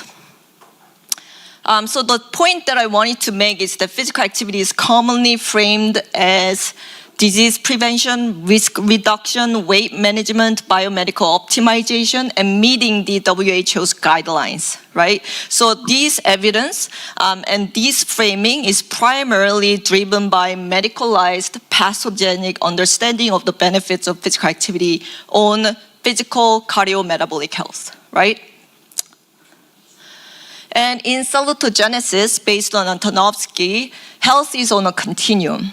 Right? So from the ease end of the continuum to the disease end of the continuum, we move along. We sometimes feel really unhealthy on one day, on the next day we can feel healthy, right? So health is a dynamic process. Physical activity is the same. We engage in different types of physical activity. So I guess this concept aligns with physical activity diversity that Dr. Sumi Lee presented. So in this diagram, occupational physical activity, it's more structured and obligatory, and active transportation as well. You work or you move around to get to places. You have purpose, right? Structured exercise as well. You want to be fit, you want to lose weight, you want to prevent disease, right? And to the right side of the continuum, it's more spontaneous and playful activities. So active play, leisure time physical activity, and recreational physical activity that we engage, right? So there are different types of activities, and these can be also framed as based on Salvo. Probably you cannot really see from the back, but these types, or work-related and active commuting-related physical activity, can be positioned or can be framed as necessity-based. It's we need to get to places, we need to work to make money, right? And physical activity is involved in that process. Whereas to the right side, it's choice-based. You want to have fun. You want to do something enjoyable. You want to do something to release your stress. So leisure time physical activity, active play, maybe they resonate stronger with salutogenesis and salutogenic understanding of health. But at the same time, it depends on how you feel when you engage in different types of activities. So even though you actively transport for the need-based, if you're cycling and you feel good, if there's a really nice bike lane like you see in Netherlands, then you're gonna enjoy that activity. But maybe in Seoul, probably not, right? So that environment is really important for us to feel safe and enjoyable, regardless of the activities that we engage. So my work based on this idea has been reframing physical activity. So from exercise prescription, which focuses on calorie expenditure, disease prevention, risk reduction, biomedical optimization, we can use physical activity and we can reframe physical activity as an active living resource. So social connections, stress navigation, meaning making, nature exposure, and fun and enjoyment. These are the things that we can enjoy by engaging in physical activity and by utilizing active living as our resource. So the paper on the right side, this is the one that I published talking about this type of issues back in 2023. And we are also talking about how we can position physical activity with all these benefits to address global challenges, and that included climate change. So earlier I asked you what motivates you to exercise. Now my question is, what enables you to move more? And when you think about the answers to this question, you get to think about the system, right? Whereas before, you would think about the motivation, your internal motivation, what gets me to go to the gym and work out. But when we think about the response to that question, we think about the system and the systems that that surrounds us, right? So this paper was introduced by John yesterday, and basically a nutshell of this paper is salutogenesis has gained increasing attention in the field of health promotion, but its application in physical activity research has been lacking. And second point was that active living, including various forms of physical activity, is multidimensional and contextually rich, serving as resource that supports salutary well-being. So the main nugget of this paper would be focusing on active living, so broader definition than physical activity in terms of human movement and how they can help and support our life to be more salutary. So now that there's a link between physical activity / active living and salutogenesis, I want to make a link between physical activity, active living, and planetary health, which is the focus of my research. So planetary health, basically it recognizes that human flourishing depends on ecological systems. So environmental degradation affects human health, also ecological health, and social inequities intensify ecological harms and vice versa. So with this definition in mind, my research group has been trying to conduct studies on the nexus between climate change, equity, and movement health to advance planetary health. So the outcome that we are focusing is not just about health outcomes, but planetary health. How can we be healthy as a human being, but also for the planet? So we published a number of papers, me and my colleagues, and of course, like John and Justin were part of some of this work, looking at the association and clarifying the mechanisms between climate change, 24-hour movement behaviors, and when I say 24-hour movement behaviors, it's physical activity, sedentary behavior, and sleep, and how that can help to mitigate, for example, climate change impact on health. And the main findings that's overlapping from multiple studies suggest that there's synergistic co-benefits of physical activity and active living. So for example, certain forms of movement especially support both human health, that's social connection, stress reduction, mental well-being, and resilience, as well as planetary health. So that includes greener communities, sustainable cities, reduced car dependence, and as a result, reduced emissions and better air quality. And this is the most recent work that I've done. So in 2025, we published a position statement on active outdoor play. And for this, we conducted 12 systematic reviews and 6 regional papers, collaborating with more than 200 global experts. And we wanted to clarify the role of active outdoor play specifically to different aspects of planetary health, but also salutogenesis. So nature and environment, human rights and policy, social capital, movement behaviors, health and well-being, One Health. And also we identified emerging areas that we are not able to answer at the moment, but we want to in the future. And this is one of the work that we did as a kind of an experiment. So we wanted to link the role of active outdoor play with One Health. So One Health, it's similar to planetary health, but it's an integrated, unifying approach that aims to sustainably balance and optimize the health of people, animals, and ecosystems. So in the equations, there's animal added to the equation that I was talking about. And when we talk about One Health, the concept is based on the understanding that many major health challenges arise at the interface of human, animals, and ecosystems. So when we think about infectious diseases, approximately 60% of emerging infectious diseases in human originates from animals, like we saw from COVID or Ebola virus. There's also antimicrobial resistance, environmental change like climate change, or the changes in the food systems. And when you look at the diagram on the right, I'm not gonna get into the human health because we know very well about the benefits. But when we think about the benefits of active outdoor play to environment, we can think about the biodiversity, urban planning, and policy integration that active outdoor play practice can inform, and also ecological responsibility. So as you engage in different types of outdoor activities, you can foster and instill ecological responsibility. And also for animal health, there's genetic disease prevention, wildlife conservation, and human-animal interactions as well.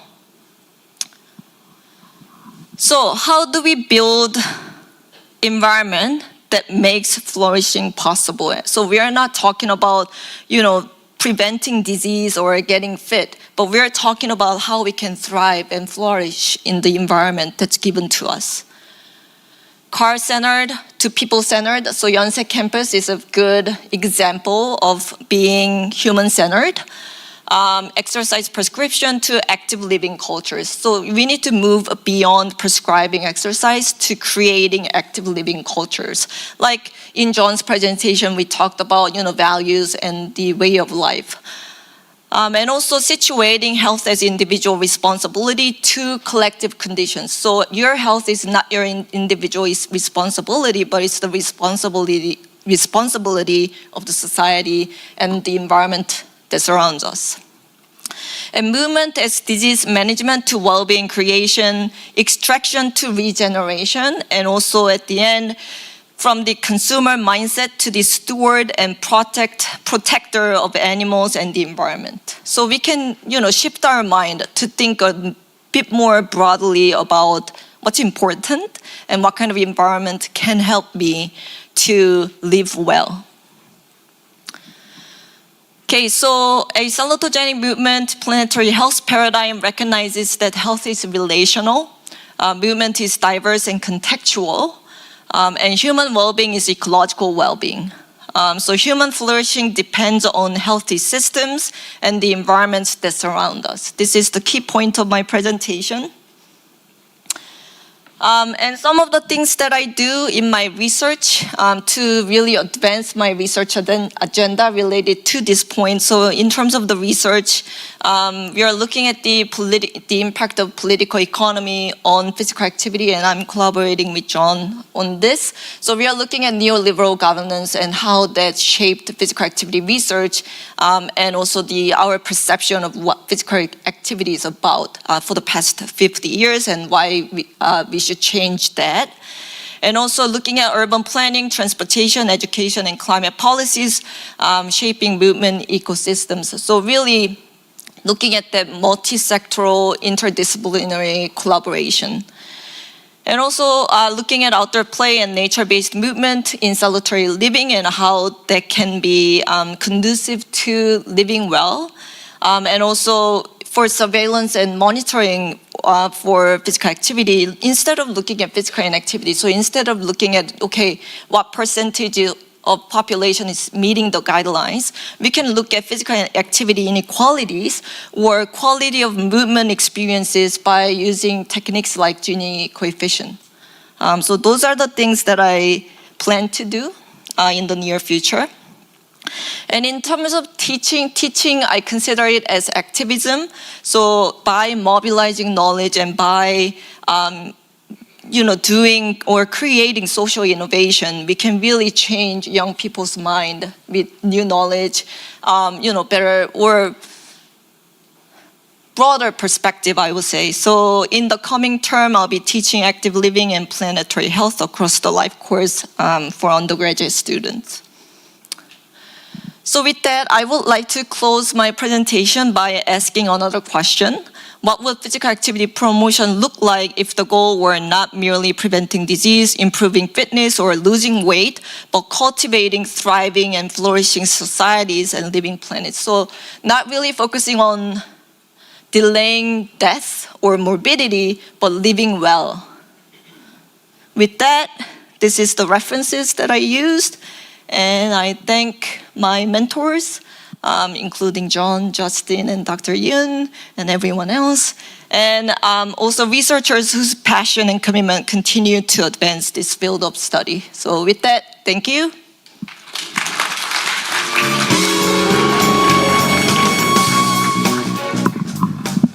Thank you very much, Young. And taking on a sort of, as you say, stepping back a bit, taking on a very sort of difficult and abstract, potentially, set of topics in your research, and hopefully we can come back to it with some questions later on. Okay, so the next presenter is Dr. Elizabeth Halpenny. She's a colleague of mine at the University of Alberta. She's a professor, and for the next month and a half, Associate Dean graduate in our faculty. And Liz is going to be talking about tourism and salutinogenesis, an uneasy partnership.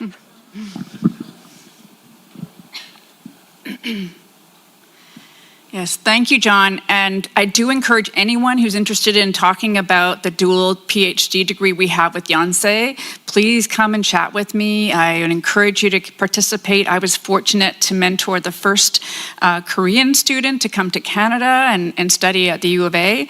And now I know we have Harley here that's planning on joining Yonsei in just a little bit to start her studies here. So we really want to accelerate that and encourage more exchange.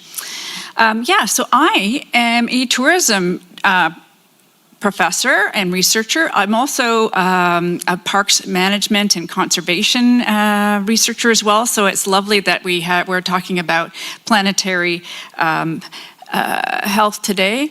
But I wanted to highlight the rarity of how salutogenesis is talked about in tourism, but I think it is a very appropriate lens to examine how tourism affects us as individuals, our communities, and our planet.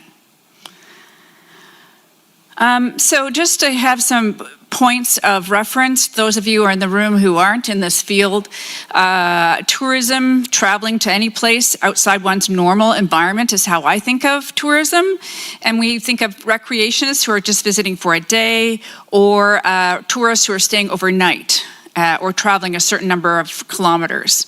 Now, we also can think about two groups of tourists, business travel and leisure travel. I'm just going to think about leisure travelers today. And so what's leisure? And I think a number of papers have been delivered, including Dr. Bauer's paper yesterday, that apply salutogenesis to the occupational or work context. But I think it similarly can be applied to the leisure context. So leisure is free time spent away from work, domestic duties, etc. It's an experience that is freely chosen. It's done for its own sake and the quality of experiences that are involved in it. So it's those benefits that we're deriving from it. I love of that particular pursuit of the leisure experience that we're doing, ideally. But I have this, I am engaging in bleisure while I'm in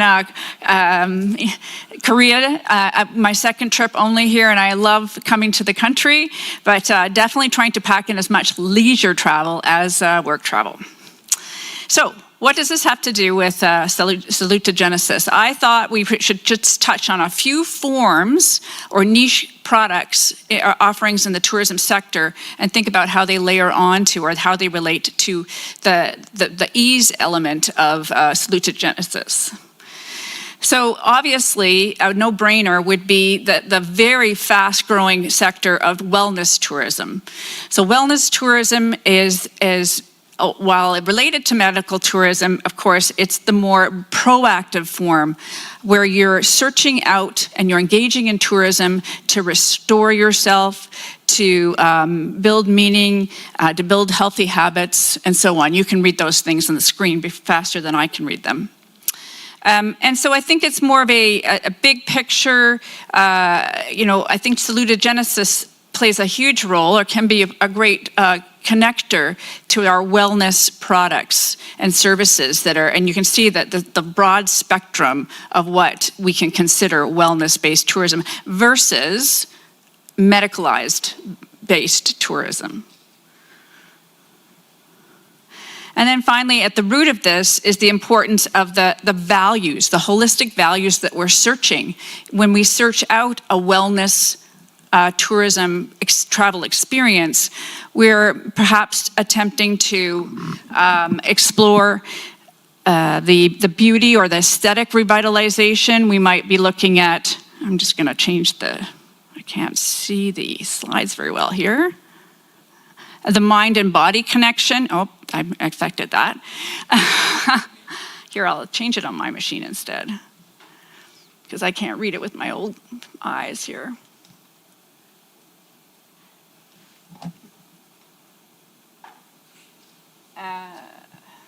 Right.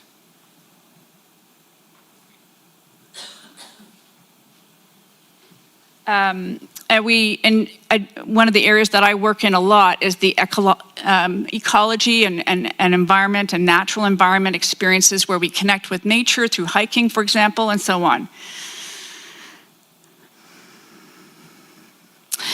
An example of this is pilgrimage tourism. So switching gears from wellness tourism to being on a pilgrimage journey. How many folks have ever gone on a long hike as part of a pilgrimage? Anybody ever decide that you're going to go on a spiritual journey to explore, to go to a destination?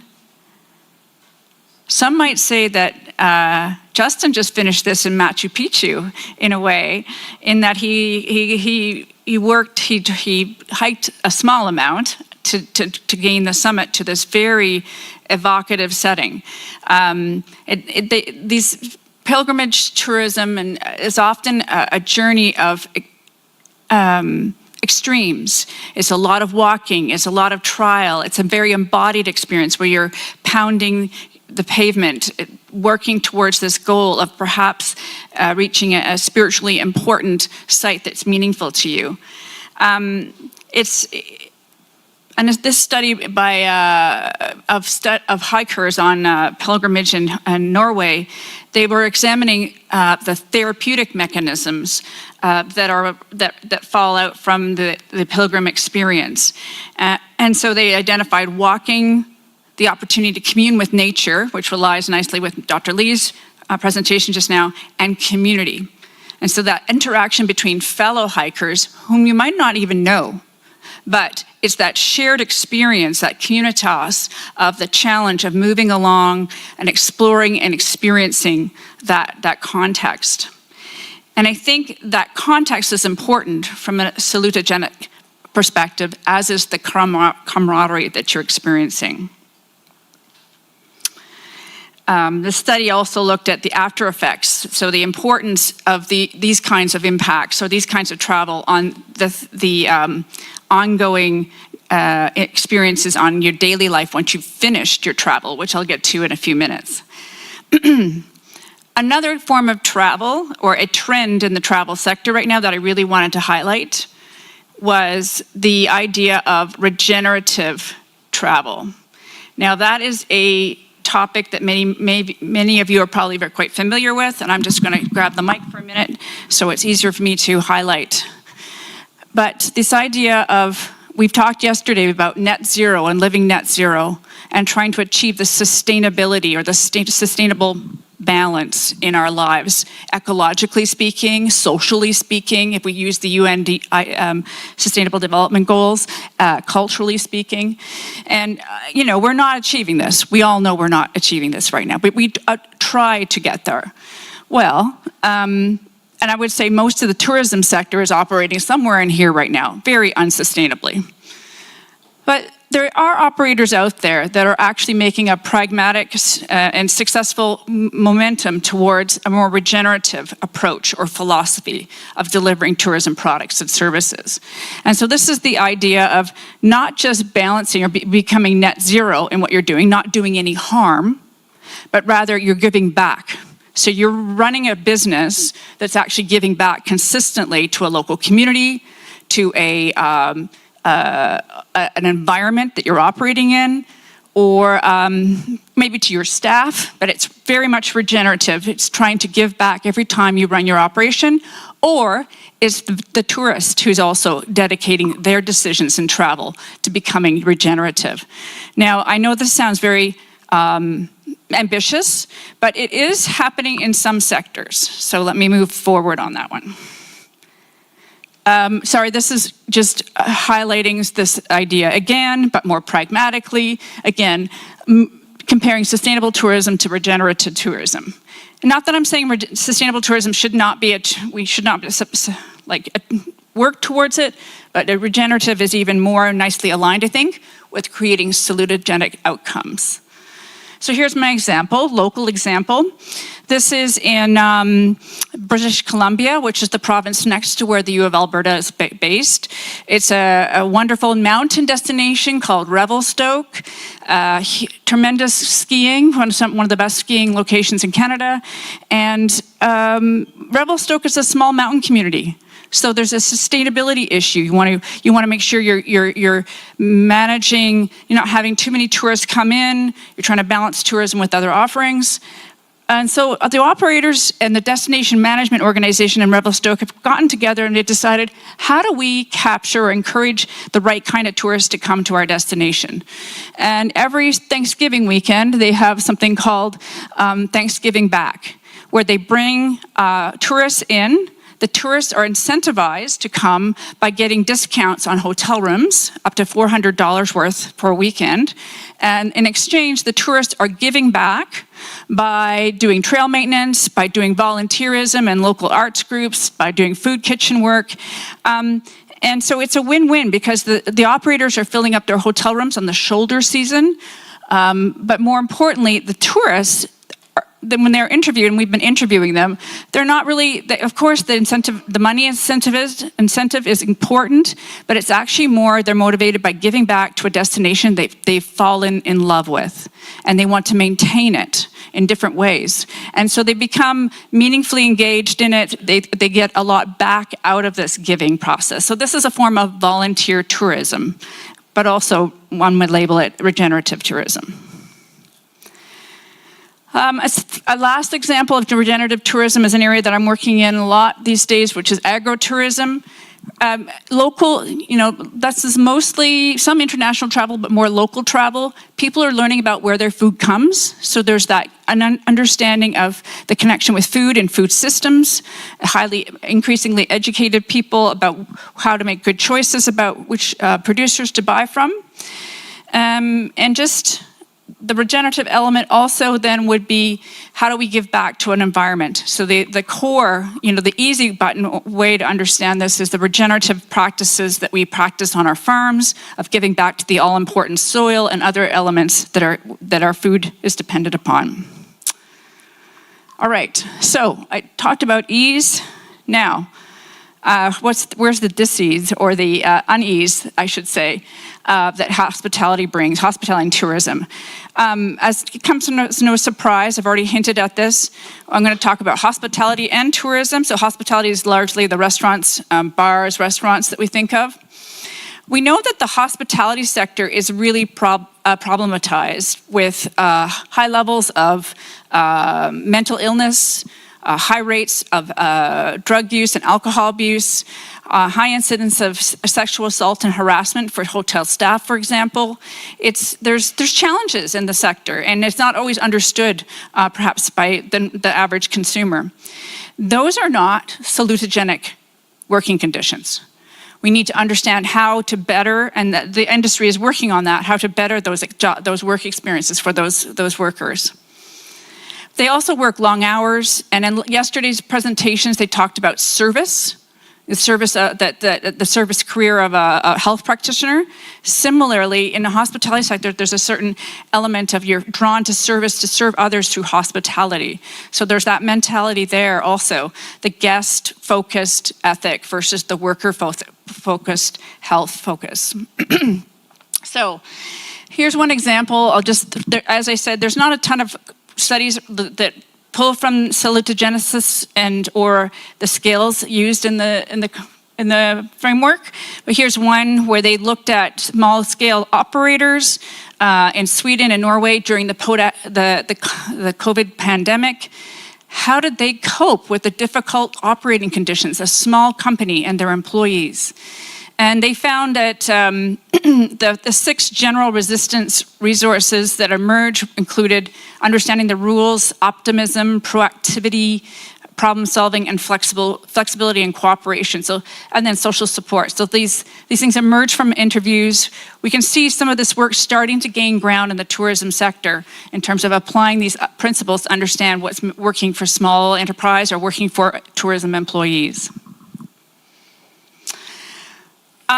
Just to finish off this idea also of the negatives of tourism, so looking at the individual level, you've all been there, the grind of travel. Why do we get on a plane and come halfway around the world? Not just to have fun and enjoy fantastic food and company, but it's grueling sometimes, right? And so maybe you should make a choice as an individual. Do you really need to travel extensively to achieve the outcomes you're seeking, to feel healthy and revitalized, or maybe you should just stay at home? Or do the environments like this in Shanghai, the airport, Singapore Airport. Did this help ease the travel? So many of you, thank you, have talked in the last 2 days about the biophilic design principles. Many of you in this room are excellent experts in this, especially from ecology here. Really exciting areas to think about. How do we foster better environments for both our employees in tourism, but also our travelers? We also need to think more deeply about vacation outcomes. So I've chosen these pictures specifically to highlight the decadency, the gluttony that we engage in as consumers, the worst part of it, the pleasure seeking that we choose to fall into sometimes, but also maybe thinking about more deeply what we actually want out of our trips to help guide us as individuals making choices. So the hedonistic versus the eudaimonic gains that we're seeking. I have been engaged in a couple of studies around this and the importance of eudaimonic outcomes in feeling more rested, feeling healthier, having longer effects lingering after your vacation are more strongly linked, of course, with eudaimonic outcomes during the or if you pursue eudaimonic-based activities that foster that during your vacation. They last longer after your vacation. So, in closing, I just want to talk about thinking about fostering salutogenic tourism ecosystems and addressing these meaningfulness, the comprehensibility, and the manageability. I've touched on a bunch of things here, but just thinking about it from the individual tourist perspective, thinking about it from the worker's perspective, how do we support systems that encourage them to be provided adequate housing, for example, in resorts areas? How do we think about community engagement? Well done community engagement and partnerships with community to support positive impacts arising for communities through tourism. How do we think about family businesses? Small, medium-sized enterprises are usually what drive tourism in a lot of countries. How do we support their success? And then the co-creation of tourism experiences and achieving memorable, fulfilling experiences is super important. And I think the design presentation earlier this morning it kind of leads to that. And also our ICT or our smart presentation at the end of yesterday's session also ties in nicely with that, with smoothing out the visitor's experience as they travel.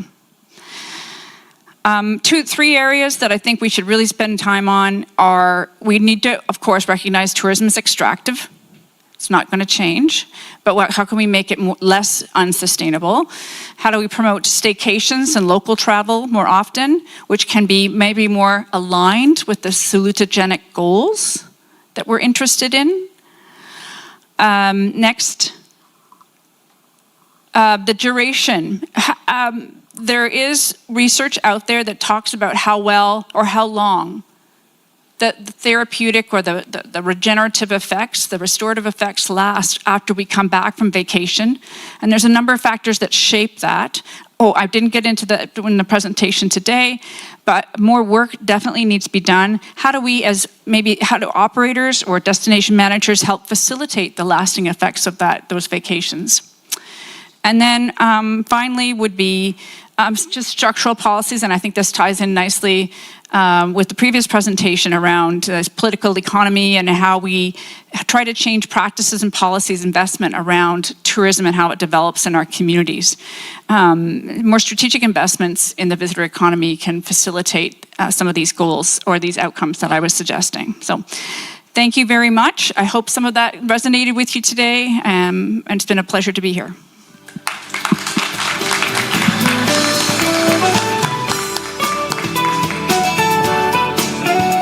Thanks, Liz, for adding another dimension here on tourism to our discussion. And I'm pleased to hear that I know where I can find cheap hotels at Thanksgiving. So, yeah. Okay, so our next speaker is Amber Moswitz, also from my faculty at the University of Alberta. And Amber is going to be speaking about self-compassion as a resource in sport, a salutogenic perspective. Welcome, Amber.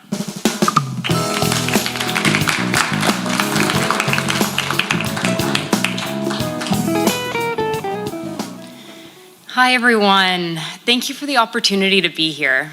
I come to this topic as a sports psychology researcher, and I've spent much of my career studying self-compassion in sport. I do feel really honored to get to share with you all today, and I've just felt so grateful to be able to learn from all of you throughout the last couple of days and the interactions I've been able to have. It's great to hear everyone's specialty in different areas, so it's been really wonderful. Thank you. So today I want to consider what happens when we place self-compassion inside a salutogenic frame. For me, thinking about this frame has sharpened a question that has been really central to my work since I was a master's student, actually. Not simply whether self-compassion reduces distress, but how it may meaningfully help athletes access resources, preserve connection, and maintain meaningful engagement in challenging and we might even say difficult sport moments.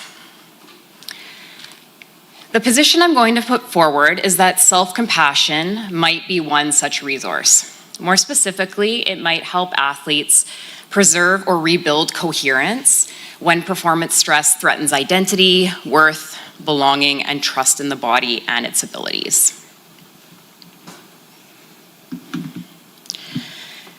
Sport is often positioned as good for people, and often, quite commonly, and often it is.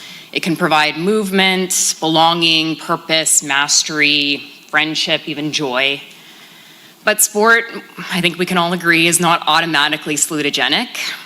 The same environment that offers connection and meaning can also normalize self-criticism, emotion suppression, body surveillance, body disconnection, ignoring extreme pain and injury, conditional worth. And now Lee, John, and Spence, they made an important point in their paper in relation to physical activity and active living. Movement is not simply salutogenic simply because it is movement. It becomes health promoting through the meanings, resources, contexts, and relationships that shape that experience. I think the same is true of sport, and John Spence said as much yesterday. So the question isn't really whether sport is healthy. The more interesting salutogenic question is, under what conditions does sport help athletes move toward health? To answer that, we need to examine not only what sport offers athletes, but what sport asks of them. I find sport quite a fascinating context for salutogenesis because stress is not merely incidental. In sport, stress is actually often designed. We design training to overload the body. We create competitions where athletes are ranked, selected, deselected, evaluated, publicly compared. We ask athletes to return from injury into uncertain circumstances at times. We often simulate pressure and often frame these experiences as necessary for growth. So the point is not simply that sport is stressful. The more interesting point is that sport deliberately organizes challenge. And then the salutogenic question becomes whether athletes have the resources to meet that challenge in ways that support health.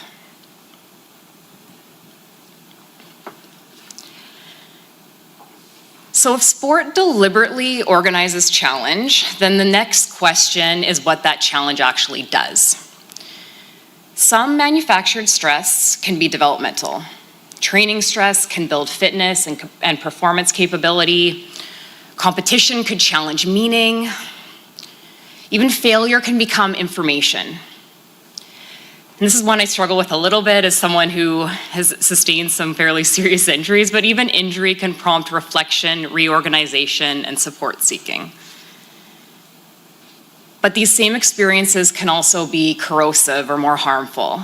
They can produce shame, isolation, body distrust, or a sense that worth and belonging depend on performance. And I think this is where salutogenesis could give us some really useful language, not as a theory of positivity, but as a theory of resourced adaptation under stress. So the issue isn't stress alone, it's stress plus meaning plus resources. Challenge may support health, but only when athletes have the resources to make sense of it, manage it, and remain meaningfully engaged.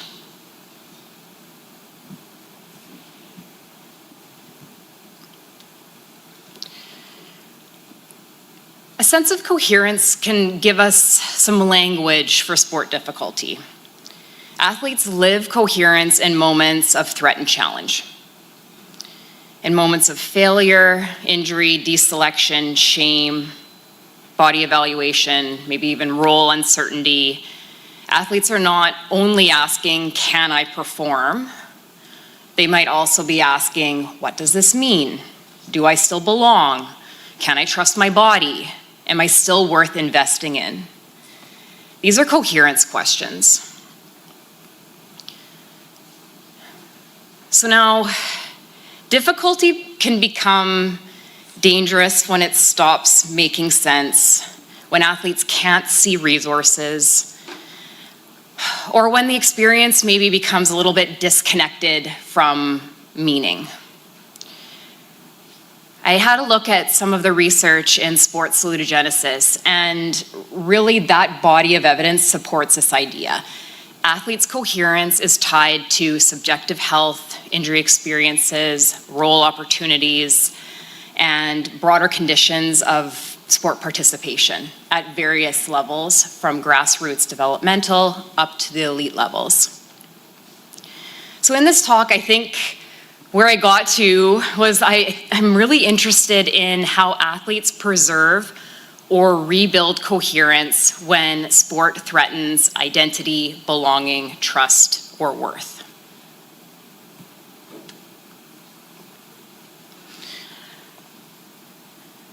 So this is probably one of my most important distinctions in putting together this talk. I'm not arguing for sport without challenge. I think challenge is what makes sport meaningful, but challenge alone isn't salutogenic. A heavy training block can build capability when athletes understand its purpose, they have the proper recovery resources, they trust the environment and the program that they're following, and they feel supported by those in their environments. That same training block can become harmful when it's maybe confusing, they don't understand the purpose, it's perhaps a little bit coercive, maybe it's isolating, or maybe it's layered on top of unmanaged injury or already some overtraining. Maybe there's some instances of fear or conditional self-worth as well.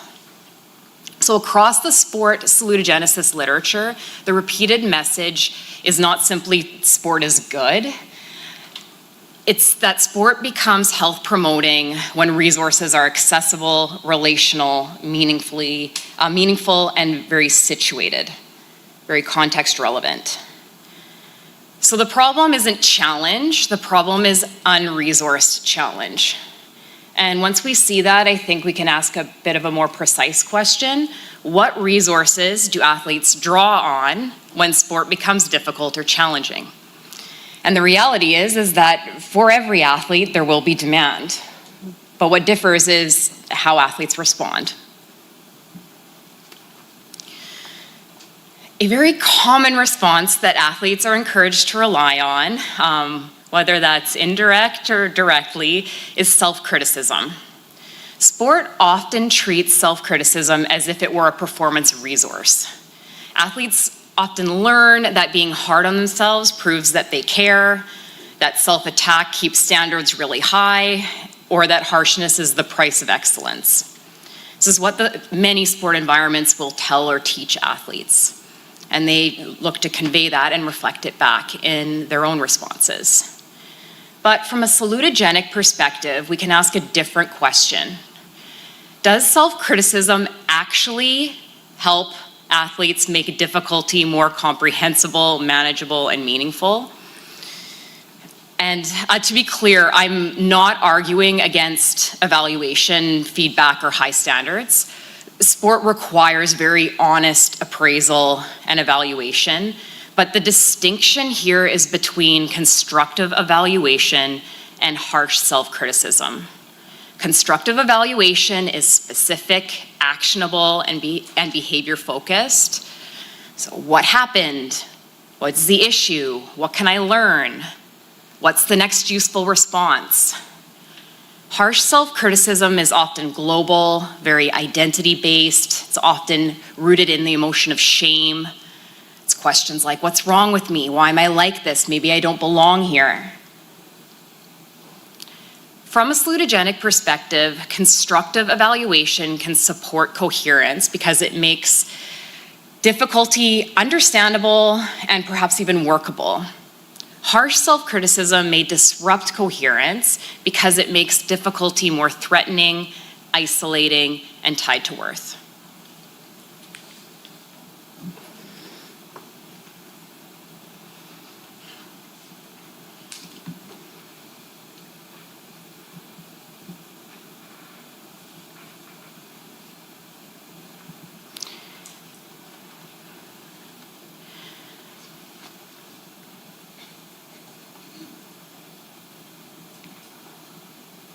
Oops. So now I'm going to offer self-compassion as perhaps an alternative approach to self-criticism. Self-compassion involves offering non-judgmental understanding and support to oneself. One very common conceptualization put forth by Kristin Neff highlights self-compassion as having three components.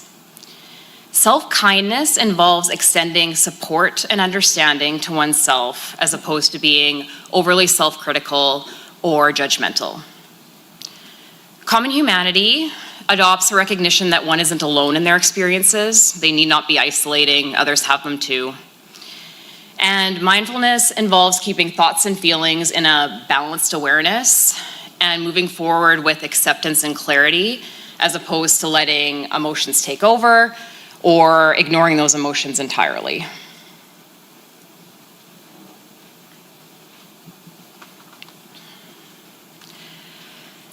Now, self-compassion is often misunderstood in sport. It's actually often misunderstood in many different areas, and it may be due to the label and the wording, but it can be heard as softness, self-pity, maybe even complacency. Some people worry that that's letting themselves off the hook, so to speak. But Neff's definition's more disciplined than that. Self-compassion this does not matter. It's more aligned with, this matters, this hurts, and I can respond without attacking myself. So self-kindness rather than that self-judgment, common humanity rather than feeling isolated, and mindfulness rather than over-identifying. So this makes it a little bit of a different type of accountability. It creates enough steadiness for athletes to learn, maybe repair, seek support, recover, maybe re-engage. So we're not talking about a soft response. We're talking about a shift in how athletes might meet difficulty.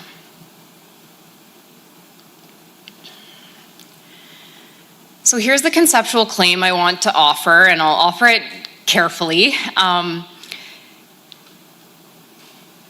Salutogenesis is sometimes discussed primarily through a sense of coherence, but the broader model also asks how resources develop, how they're mobilized, how social and cultural contexts shape movement towards health.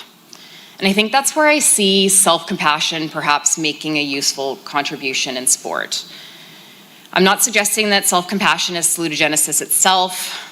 Rather, I'm thinking that self-compassion might be a possible generalized resistance resource in sport, and more specifically, a resource mobilizing way of responding to sport stressors. In sport, self-compassion may help athletes access resources that harsh self-criticism often blocks. An accurate perspective, emotion regulation, care for the self and others, seeking and being able to provide social support, recovery, constructive action, and re-engagement. So self-compassion may not simply reduce distress after difficulty, it may help athletes mobilize resources while they're in difficulty. And that's a salutogenic possibility I want to explore. Okay, so this slide makes the bridge quite explicit, but I do want to be careful here. I'm not claiming a perfect one-on-one mapping between self-compassion and a sense of coherence. This is just a good exercise for me to be thinking more conceptually. What I'm suggesting here is that self-compassion may support the processes through which athletes preserve or rebuild coherence in difficult sport moments. So mindfulness may support comprehensibility by helping athletes notice what's happening without exaggerating, suppressing, or becoming really fused with the experience. So it might be something like, this is difficult, and this is what's happening right now. It's understandable though. Self-kindness may support manageability by making care, recovery, and problem solving and help seeking more available. So here it might be like, I'm thinking I can respond to this in a way that helps rather than harms me. And then we have common humanity. This may support meaningfulness and connection by reminding athletes that struggle isn't evidence of being defective or it need not be isolating. So this person could think this is part of being an athlete, part of being human. And then from there, the difficult moment can remain reconnected to learning, values, relationships, and re-engagement. So self-compassion in a way may help difficulty become more understandable, workable, and still worth engaging.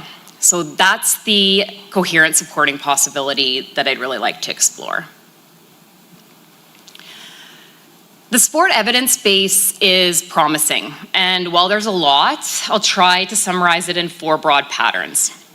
First, self-compassion appears to reduce threat-based responding. In athletes, it has been linked with lower self-criticism, rumination, excessive concern over mistakes, fear of failure, shame-proneness, procrastination, fear of negative evaluation. And second, self-compassion appears to support more adaptive engagement with stress. It's been linked with control and challenge appraisals, task-oriented coping, goal progress, emotional adjustment, and healthier responses to emotionally difficult sport situations. So self-compassion's been associated with taking action and also applying an appropriate amount of personal responsibility, not too much or not too little, when things are not going quite right. And third, and this is important maybe from a salutogenic perspective, self-compassion's not only about buffering the negative, it also appears to support positive functioning, including personal initiative, eudaimonic well-being, and perceived performance. And now finally, intervention experience also suggests that self-compassion can be cultivated in a sport environment. So it's really not only about buffering distress, it's about supporting positive functioning.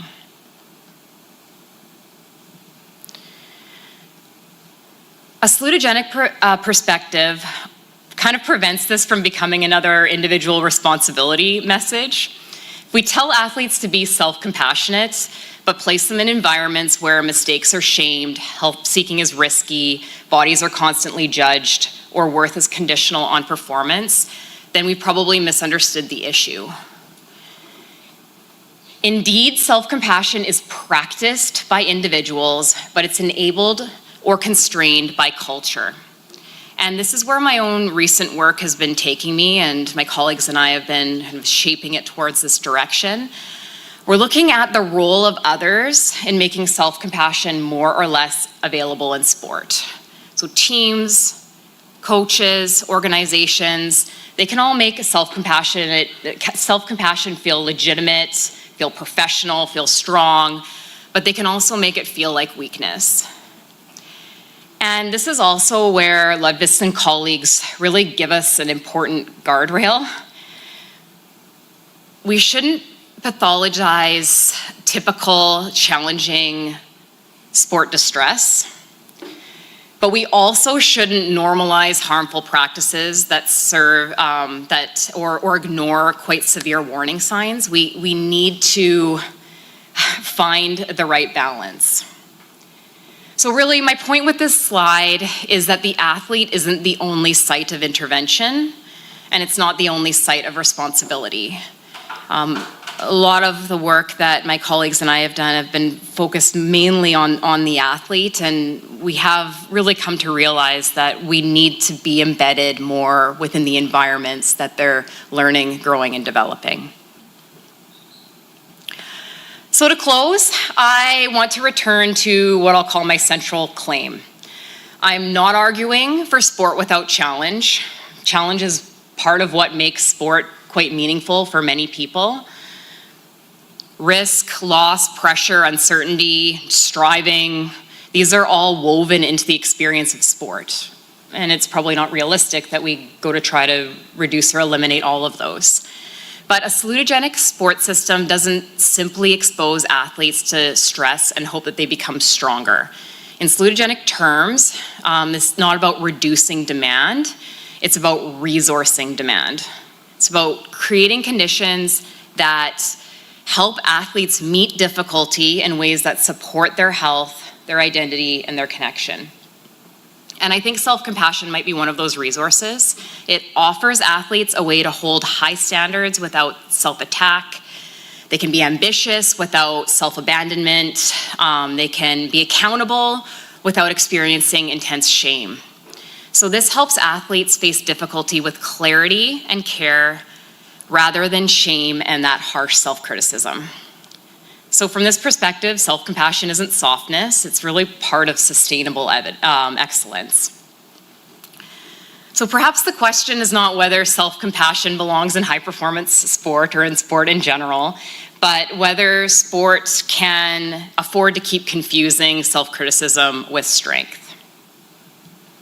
Thank you.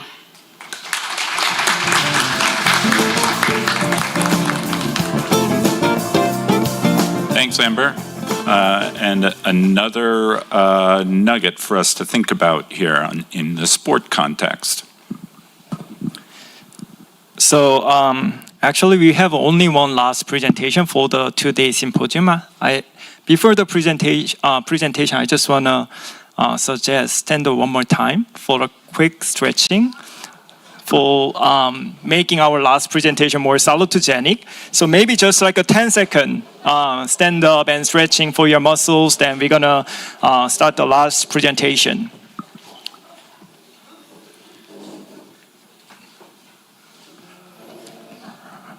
Right, so if you wanna stay stand up, it's okay, but so if you feel better, then you can have a seat now.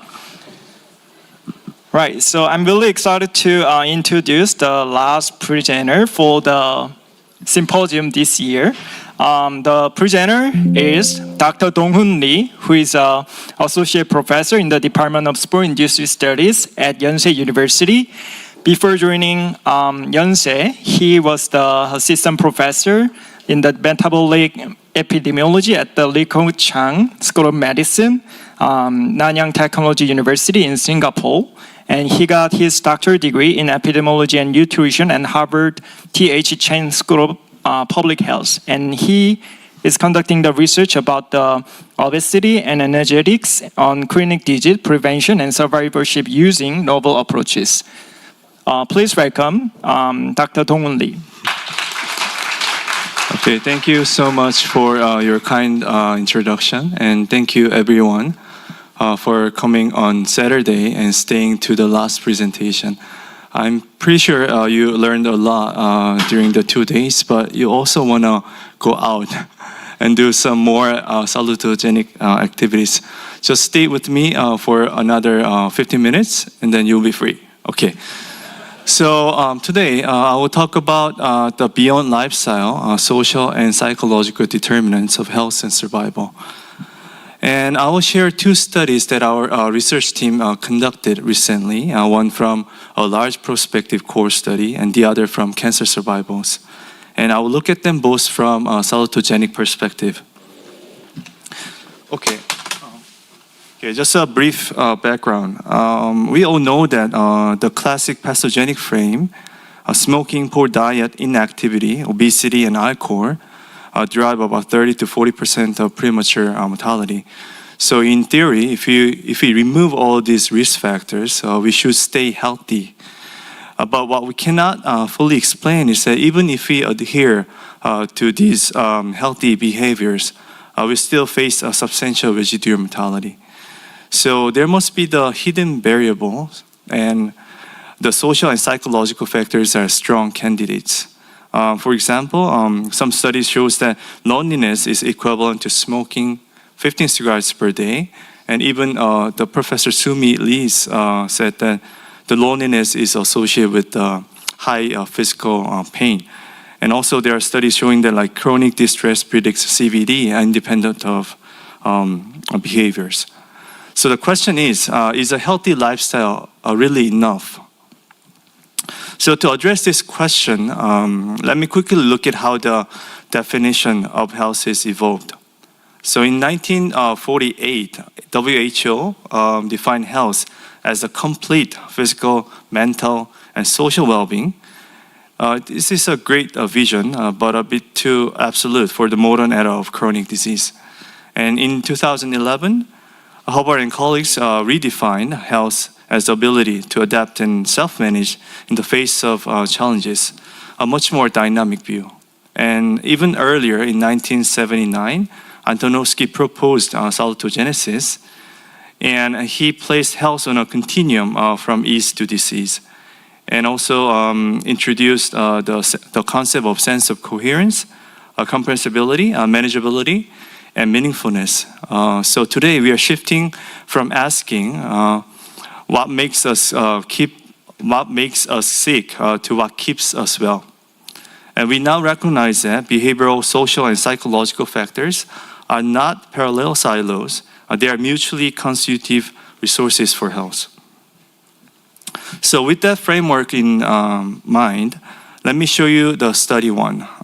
This is a prospective course study of social and psychological factors, lifestyle and mortality in Korean adults. Okay, so the background is very straightforward. Lifestyle factors, social connectedness, and psychological well-being, each independently linked to mortality. But few studies have examined all of these together. So our research question was, among Korean adults, are social and psychological resources independently and also jointly with healthy lifestyle associated with all-cause and CVD mortality? Okay, for this study, we used a Korean genome and epidemiology study, also known as KOGES, and we included about 50,000 participants in the analysis. And we measured three resource domains. First, lifestyle factors. We calculated a healthy lifestyle score from 0 to 5, including BMI and smoking, alcohol, regular physical activity, and healthy diet. And second, a social factor. We use a social network index from 0 to 4 point, covering marital status, weekly contact with friends and family, and social group participation, and religious attendance. And third, we also measured psychological factors using psychological well-being index. So we classify people into positive well-being, potential stress, and severe stress. And we adjusted for covariates listed here. Okay, so let me show you the result. First, looking at each factor separately, a high social network index was associated with lower all-cause and CVD mortality. And second, the poor psychological well-being index was associated with higher risk of CVD mortality. And on the right side, as we can expect, healthy lifestyle score was strongly inversely associated with all-cause and CVD mortality. Next, more interesting question. Here, we examined the joint association of healthy lifestyle and social network index, and also healthy lifestyle and psychological well-being index. And here we can, for both all-cause and CVD mortality, we could see a clear pattern. So people with healthy lifestyle and also high social network index, and also people with healthy lifestyle and high psychological well-being index showed the lowest risk of mortality. And importantly, lifestyle alone was not enough. Even people with healthy lifestyle, but with poor social and psychological well-being, showed only a limited reduction in the mortality. Next, to make this more clear, we combine three factors into a single salutogenic score, we want to call it, by simply summing the lifestyle and social and psychological factors. So as you can see in this figure, as a salutogenic score increases, mortality clearly decreases for both all-cause and CVD mortality. And there was a strong dose-response relationship. So what are the implications? First, we need to look beyond healthy lifestyle. Healthy lifestyle remains essential, but it may not fully explain long-term health. And second, social and psychological resources matter. Social connectedness and psychological well-being may function as health-promoting resources alongside behaviors. And third, we need an integrated health perspective. So mortality prevention may be better understood through the accumulation of behavioral, social, and psychological resources together. And it also has implications for future intervention. Unlike conventional intervention that targeting only diet or only exercise, we need multi-component resource-based RCTs that build like the behavioral, social, and psychological resources together.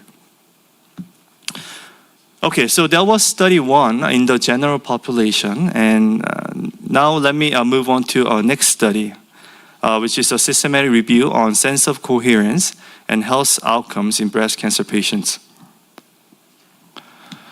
Okay, so here our natural next question is, does this also apply to patients facing a serious disease? Let me briefly explain why we chose this topic. Why breast cancer? It is the most commonly diagnosed cancer in women, and patients have long survival trajectory where outcomes depend on tumor biology, treatment, and adaptive capacity. And the burden is real. Many patients face persistent challenges, including fatigue, pain, anxiety, and depression, extending well beyond active treatments. So we asked, can anything really help these patients adapt?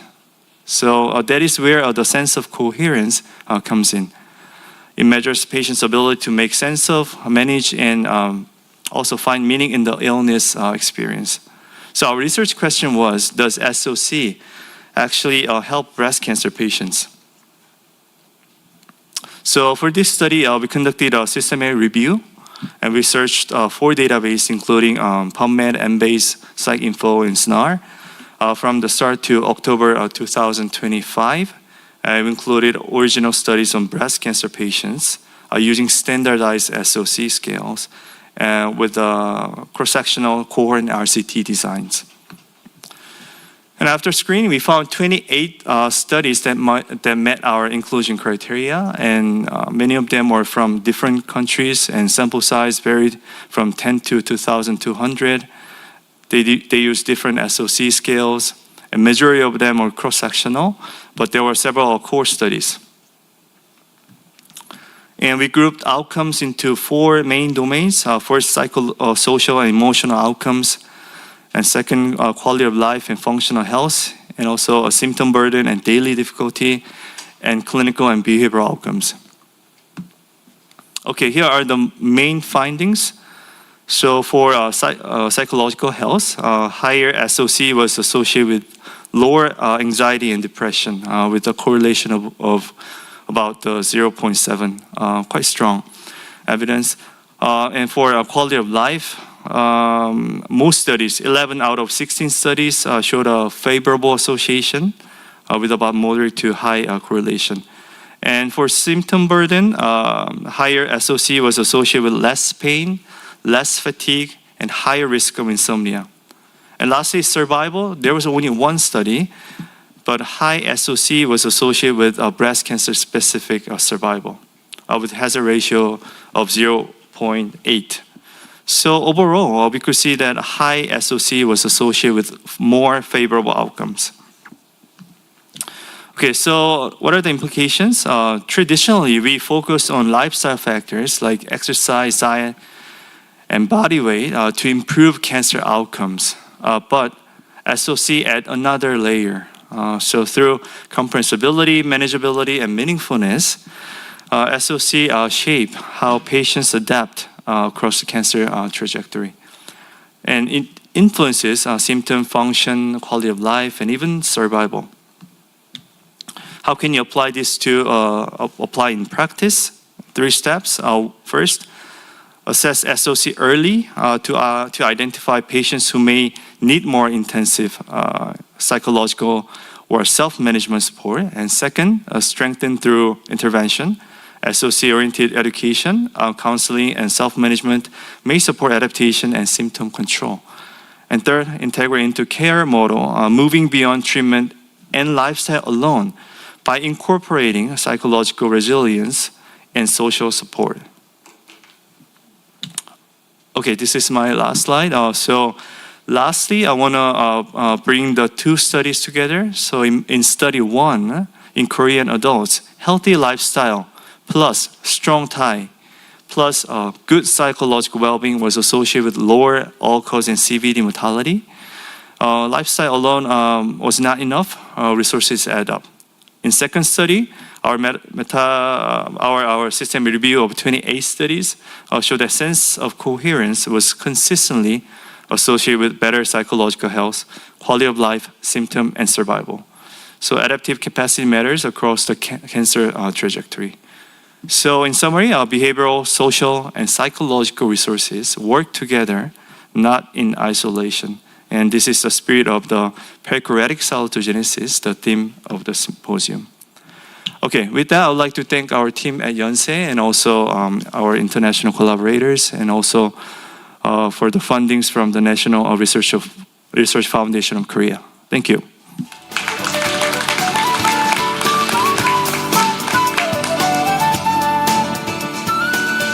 Okay, so we just have a few minutes left before we have to break.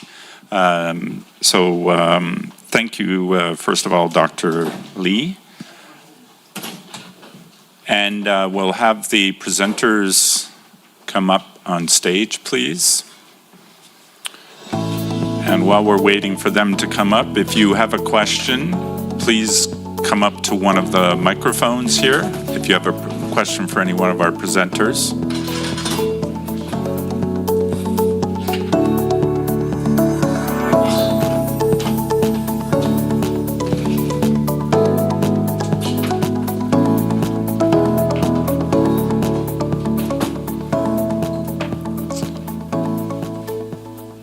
Okay, while we're waiting for you, I know you have some questions and you rush up to the mic, please. I'll start us off. I'll start with Amber. I know I'm going to ask you to speculate here, but Lindsey Vonn, for any of you who don't know who she is, she's a alpine skier for women's alpine skier in the U.S. And in the recent Olympics, she had a terrible crash and injured herself quite badly. But several weeks before the Olympics, she had crashed and I believe torn some ligaments in one of her knees. So I'm wondering, Amber, if you have any thoughts on, and I'm asking you to speculate here, but I can't help but think about things around identity, that it's so wrapped up for Lindsey that she was willing to literally risk life and limb to go into the Olympics. Or it could be about the money. Maybe it's that. But I'm wondering about when you were talking about both the self-compassion and, the potential negative aspects in sport that might drive us to do things like do what Lindsey did. Mm-hmm. I think the Lindsey Vonn example is great, John. It really illustrates what I was trying to get at in my talk. And with this athlete, that was an example of perhaps being in a situation where there was maybe some threat to, like, again, I'm speculating, but there was maybe some threat to identity. There was certainly a goal being impeded. She was nearing the end of her career. Doing another 4-year cycle to that next Olympics was a bit unlikely. But I think it also illustrates both the individual and the more environmental, like outside level influences. Because she wouldn't have made that decision alone either. Like she was cleared to compete, and then there was all this speculation in the media as well as to like where that clearance came from and why that decision was made. I mean, even when you saw her traveling home, she was still adopting that identity, really remaining engaged, like stood behind her decision to do that. But how do we help and support an athlete in that situation? I'm not sure. I don't have all of the information, so it's hard to speculate. But it is one of those examples where you wonder what led to that individual decision and who else like allowed that decision to happen if she was putting herself in a dangerous position.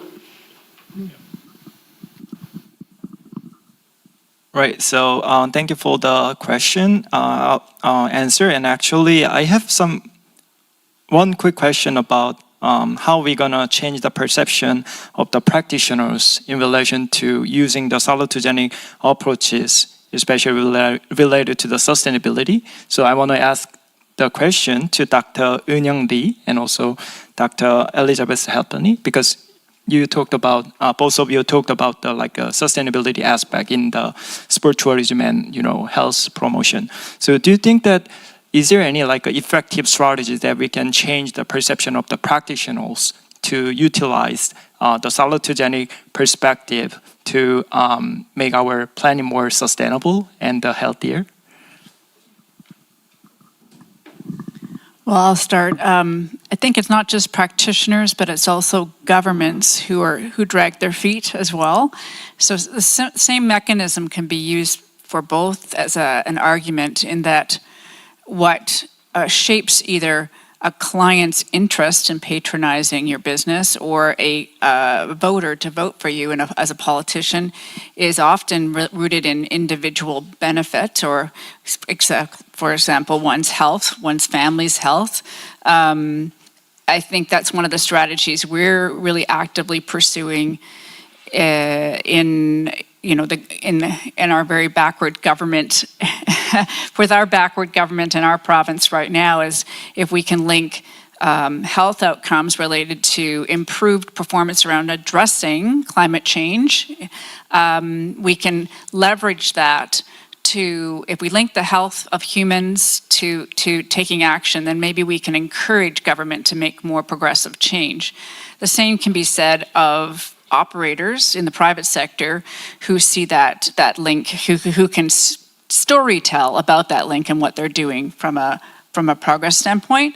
I have encountered a number of operators, though, that in these days are actually reticent to tell those stories about, even if they are doing something progressive in benefiting the planet or benefiting or addressing climate change or biodiversity crisis, you name the crisis we want to address, they are a little reticent to be either to claim that they're doing this work. Even if they're doing great work, they don't want to be accused of greenwashing, or they do not want to be identified as doing great stuff but being penalized for it by a backward government such as the Trump administration. And this is happening quite often in Canada and in the US, but also in our small part of the world. So that's a bit of a rambling statement, but I think it's about how we tell stories, how we link health to doing good stuff is part of the leverage. Sorry. Yeah, definitely. I can piggyback on what Liz just said. So, we need to take a systems approach. So we need to talk to politicians and policymakers in terms of making changes. So before physical activity promotion, we've been focusing on the individuals and how we can motivate individuals to engage in physical activity.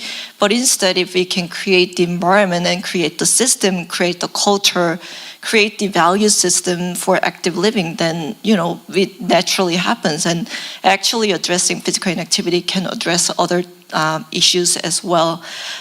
So yeah, I guess taking that systems approach is really important for sustainability. One last quick question for the other Dr. Lee.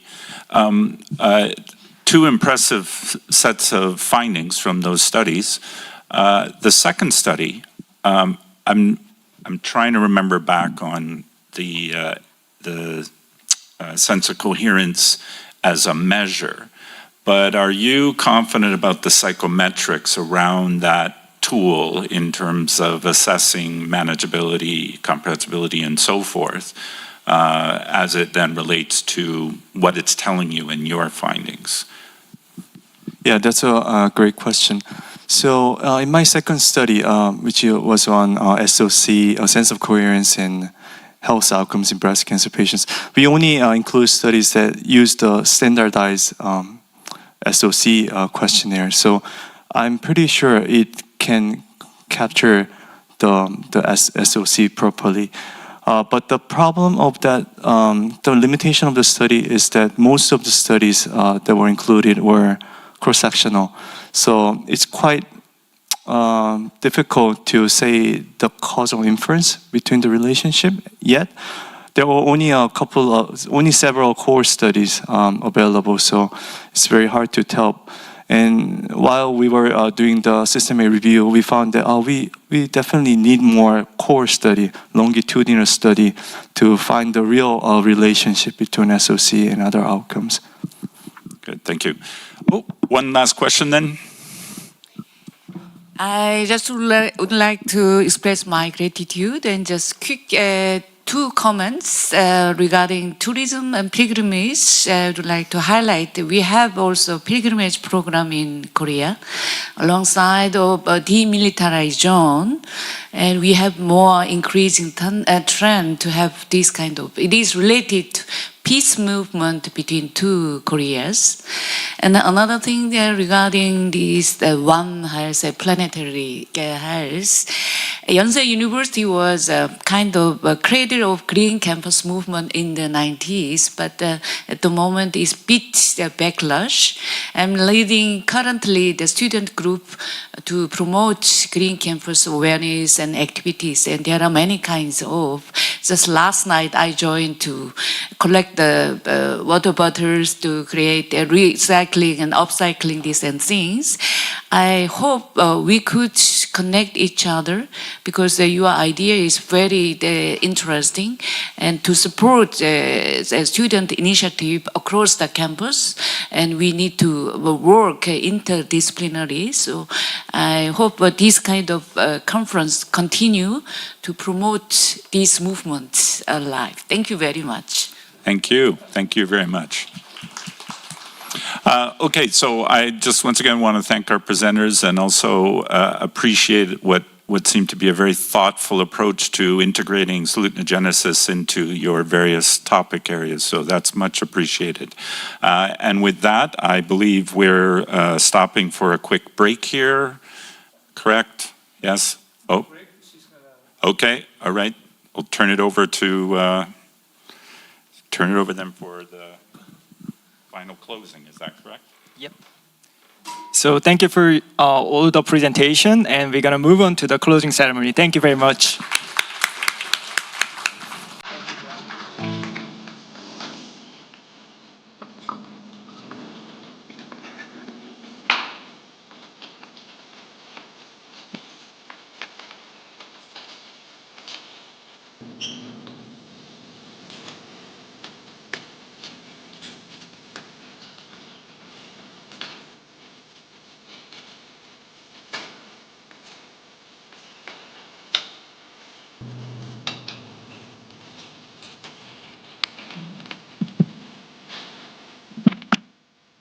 I also a person to move around the stage, but I thought that I was supposed to be behind this desk, so I has been in the desk for many minutes.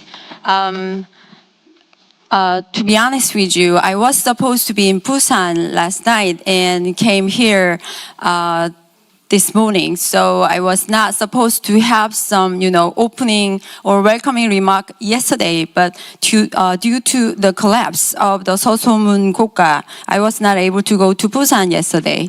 So I was, spotlighted twice at the beginning and in the end. So I just realized that I need to do this closing remark. So it's my great honor to be here today and yesterday, and I hope you guys give a big round of applause to our Dr. Bauer. Is it here today? Dr. Bauer, yes. And although we don't have any Dr. Mate around here, why don't we give him a round of applause too? Because he might watch our YouTube video. I really appreciate all international, speakers and also the chairs. Please give them the big round of applause too.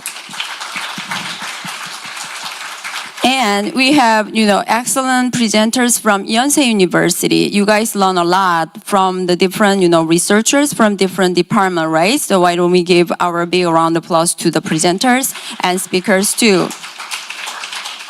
And he actually asked me to talk about the vision of Institute of Salutogenesis. That's a really big mission for me. I learned from yesterday to today. We've been working in the different place. You guys were in different departments, you were in the different colleges, but I realized that we were sharing a lot of common research topics and common research interest. So last year, the first salutogenesis may be about to introduce the concept, principle, and ideas about the research and ideas about the future collaboration. The second salutogenesis symposium today, I realized that you guys already started your foundation to go to the next level of collaboration and work. So institution of the salutogenesis may support your future collaboration, interdisciplinary collaboration, and international collaboration. So in the future, I hope our, Institute of Salutogenesis will expand the boundary of our research topic, go deeper about more specific research that can be really meaningful to more researchers, and also, make our boundary biggest to be the really best institute in this campus and in Korea. And the thing that I want to share was, when I learned about Dr. Lee's research about, Eun-Young Lee's research about climate change. I'm doing the research about climate change for the impact of climate change for the marginalized population in the really underserved housing condition. So I thought that we also found those people who never go out, they stay home, they never do any exercise. So I think it's really great opportunity for us to collaborate because we are in the same umbrella. Also, for the Professor Dong Lee's research, he was talking about sense of coherence. But in our built environment, we try to provide more social space for people to have more social interaction. When we offer the patient room, we are thinking about how we can put the social spaces for their caregivers in within the patient room. Also, we also think many times, which way is better? Do we have to provide a multi-occupation room or single occupancy patient room? We need to make that kind of decision before we make the design. But I think in the future, we can, discuss together and provide the better outcomes about our built environment and the effects from your all research outcomes. So once again, it's my great pleasure and honor to be here today and yesterday. And I'm very happy you guys like this space. This is really our great space for us because Choi Yi-sun is the founder of the College of Human Ecology. So that's why we named this space with Choi Yi-sun Hall. So I hope you remember that too. So in the future, I really expect more collaboration and international development will be happening under the name of Institute of Salutogenesis. Thank you so much.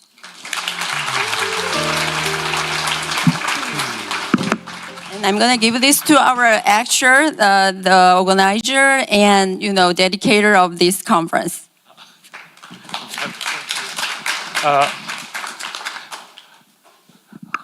what a day, yesterday and today.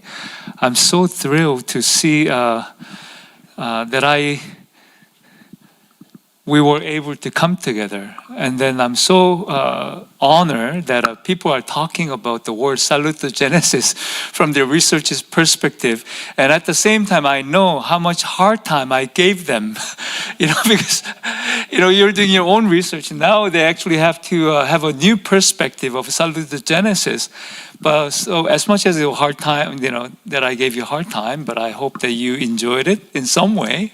Now that the presentation is finished, so maybe have a new perspective in your own research. So just a few things.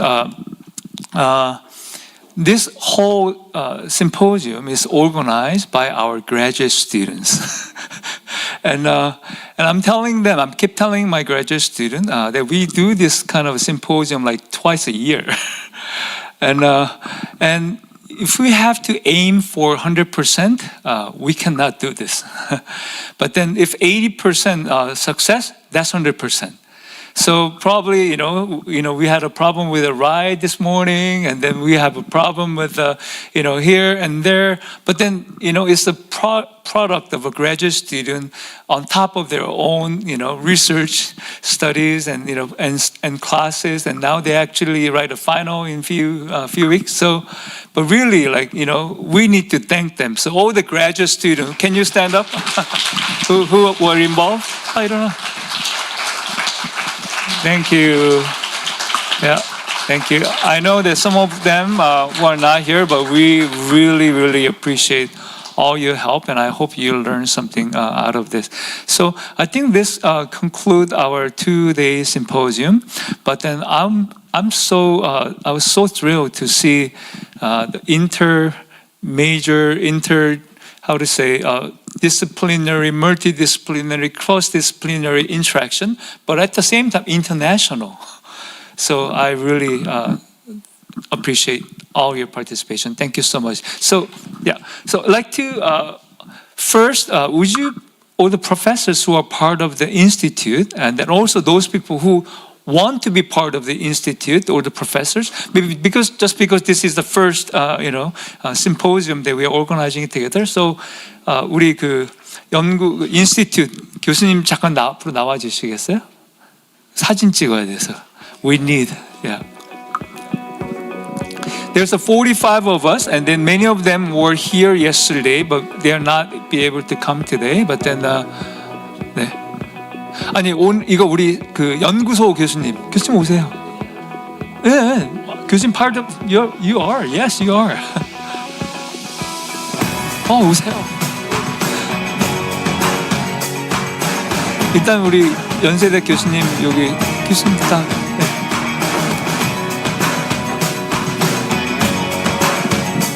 영원 사진.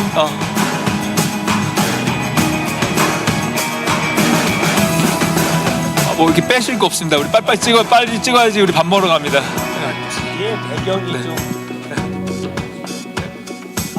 예. 네, 80번대 학번과 90번대 초반 학번 교수님들 앞으로 앉아서 나오주시면. 빨리 내려와. 뭐 아닌 척해. 한 칸 더 내려와. 한 칸 더 내려와. 네네.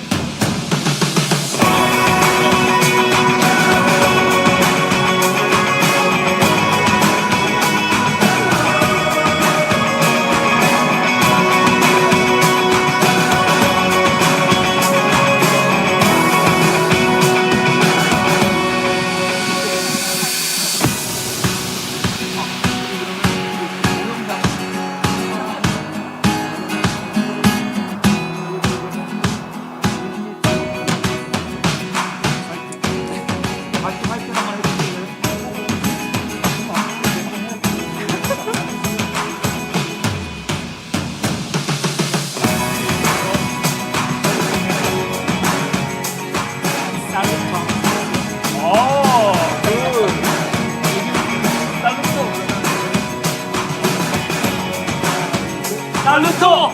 Genesis! Saluto Genesis!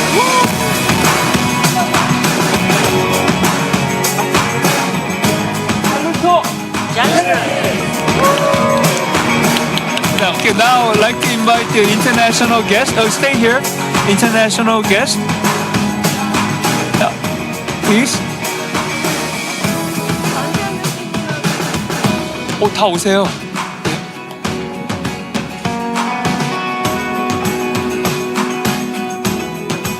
하나 더 내려갈까요? 네.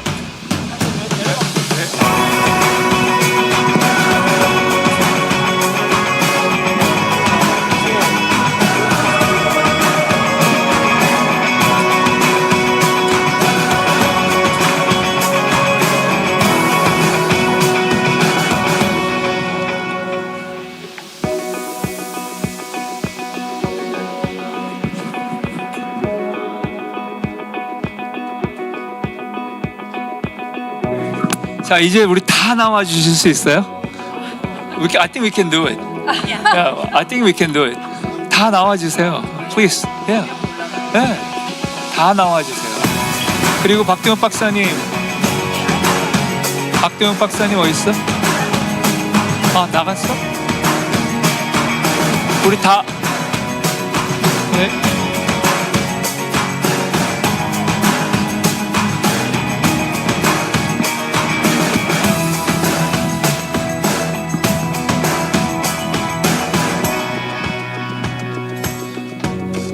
영혼 한번 찍어주고 그리고 한번 부탁 우리 방송팀에서 한 번만 찍어주시면 네.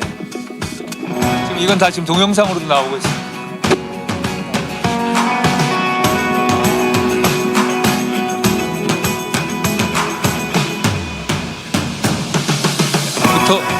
네, 서로 붙어주시라고 합니다. 네.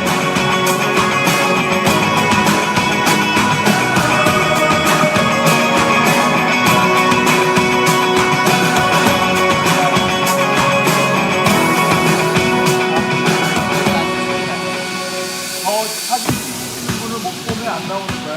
한나 이쪽으로 와. 본인이 맞으세요. 이거 사진 역사적인 건 다 나오고.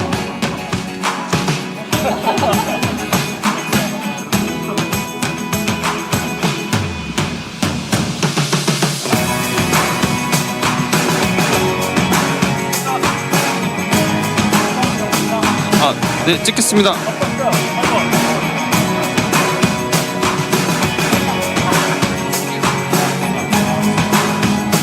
네, 찍겠습니다. 하나, 둘, 셋. 하나, 둘, 셋. 하나, 둘, 셋.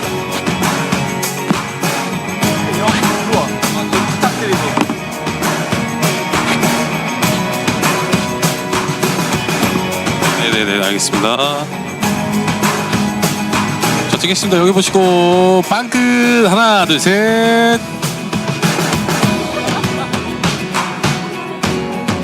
네, 하고 하나 할까요? 손하트 할까요? 손하트. 자, 찍겠습니다. 하나, 둘, 셋.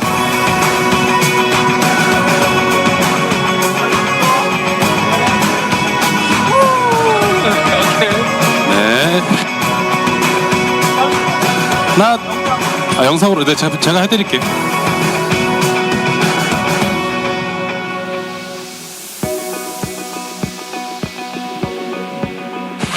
자, 네, 됐습니다. 신호 주시면은 하겠습니다. 하나, 둘, 셋. 살루토! 제네시! 한 번만 더 할까요? Last time. 네, 라스트 한 번만 더 갈게요. 자, 가겠습니다. 하나, 둘, 셋. 살루토! 제네시! 네, 감사합니다.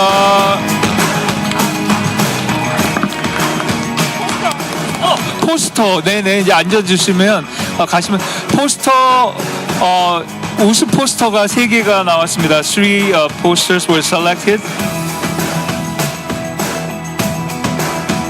So the number one, 우수 이시은 어디 있어? 이시은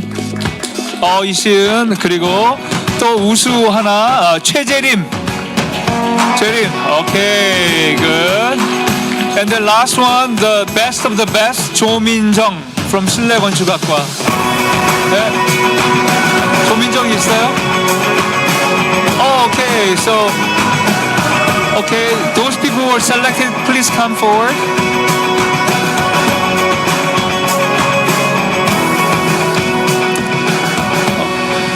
Okay, two best will receive 50,000 won, and then the best of the best will receive 100,000 won. So, I'd like to hear just one, what their research is about.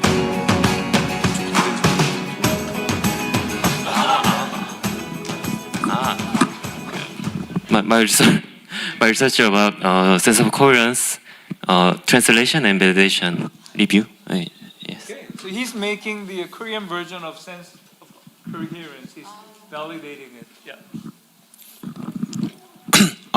Our research is relationship between motivation and flow and serious leisure among peak level players.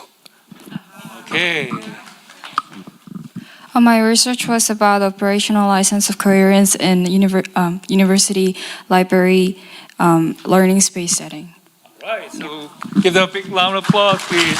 Thank you. This concludes our 2 days conference symposium. Thank you.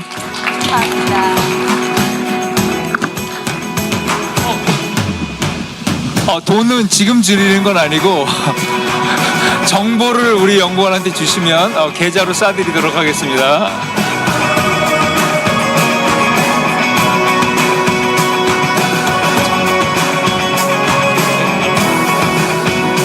그리고 오늘 우리 멤버님들하고 같이 오늘 점심 오신다고 사인하신 분들 여기 남아주시면 저희 같이 이동하도록 하겠습니다.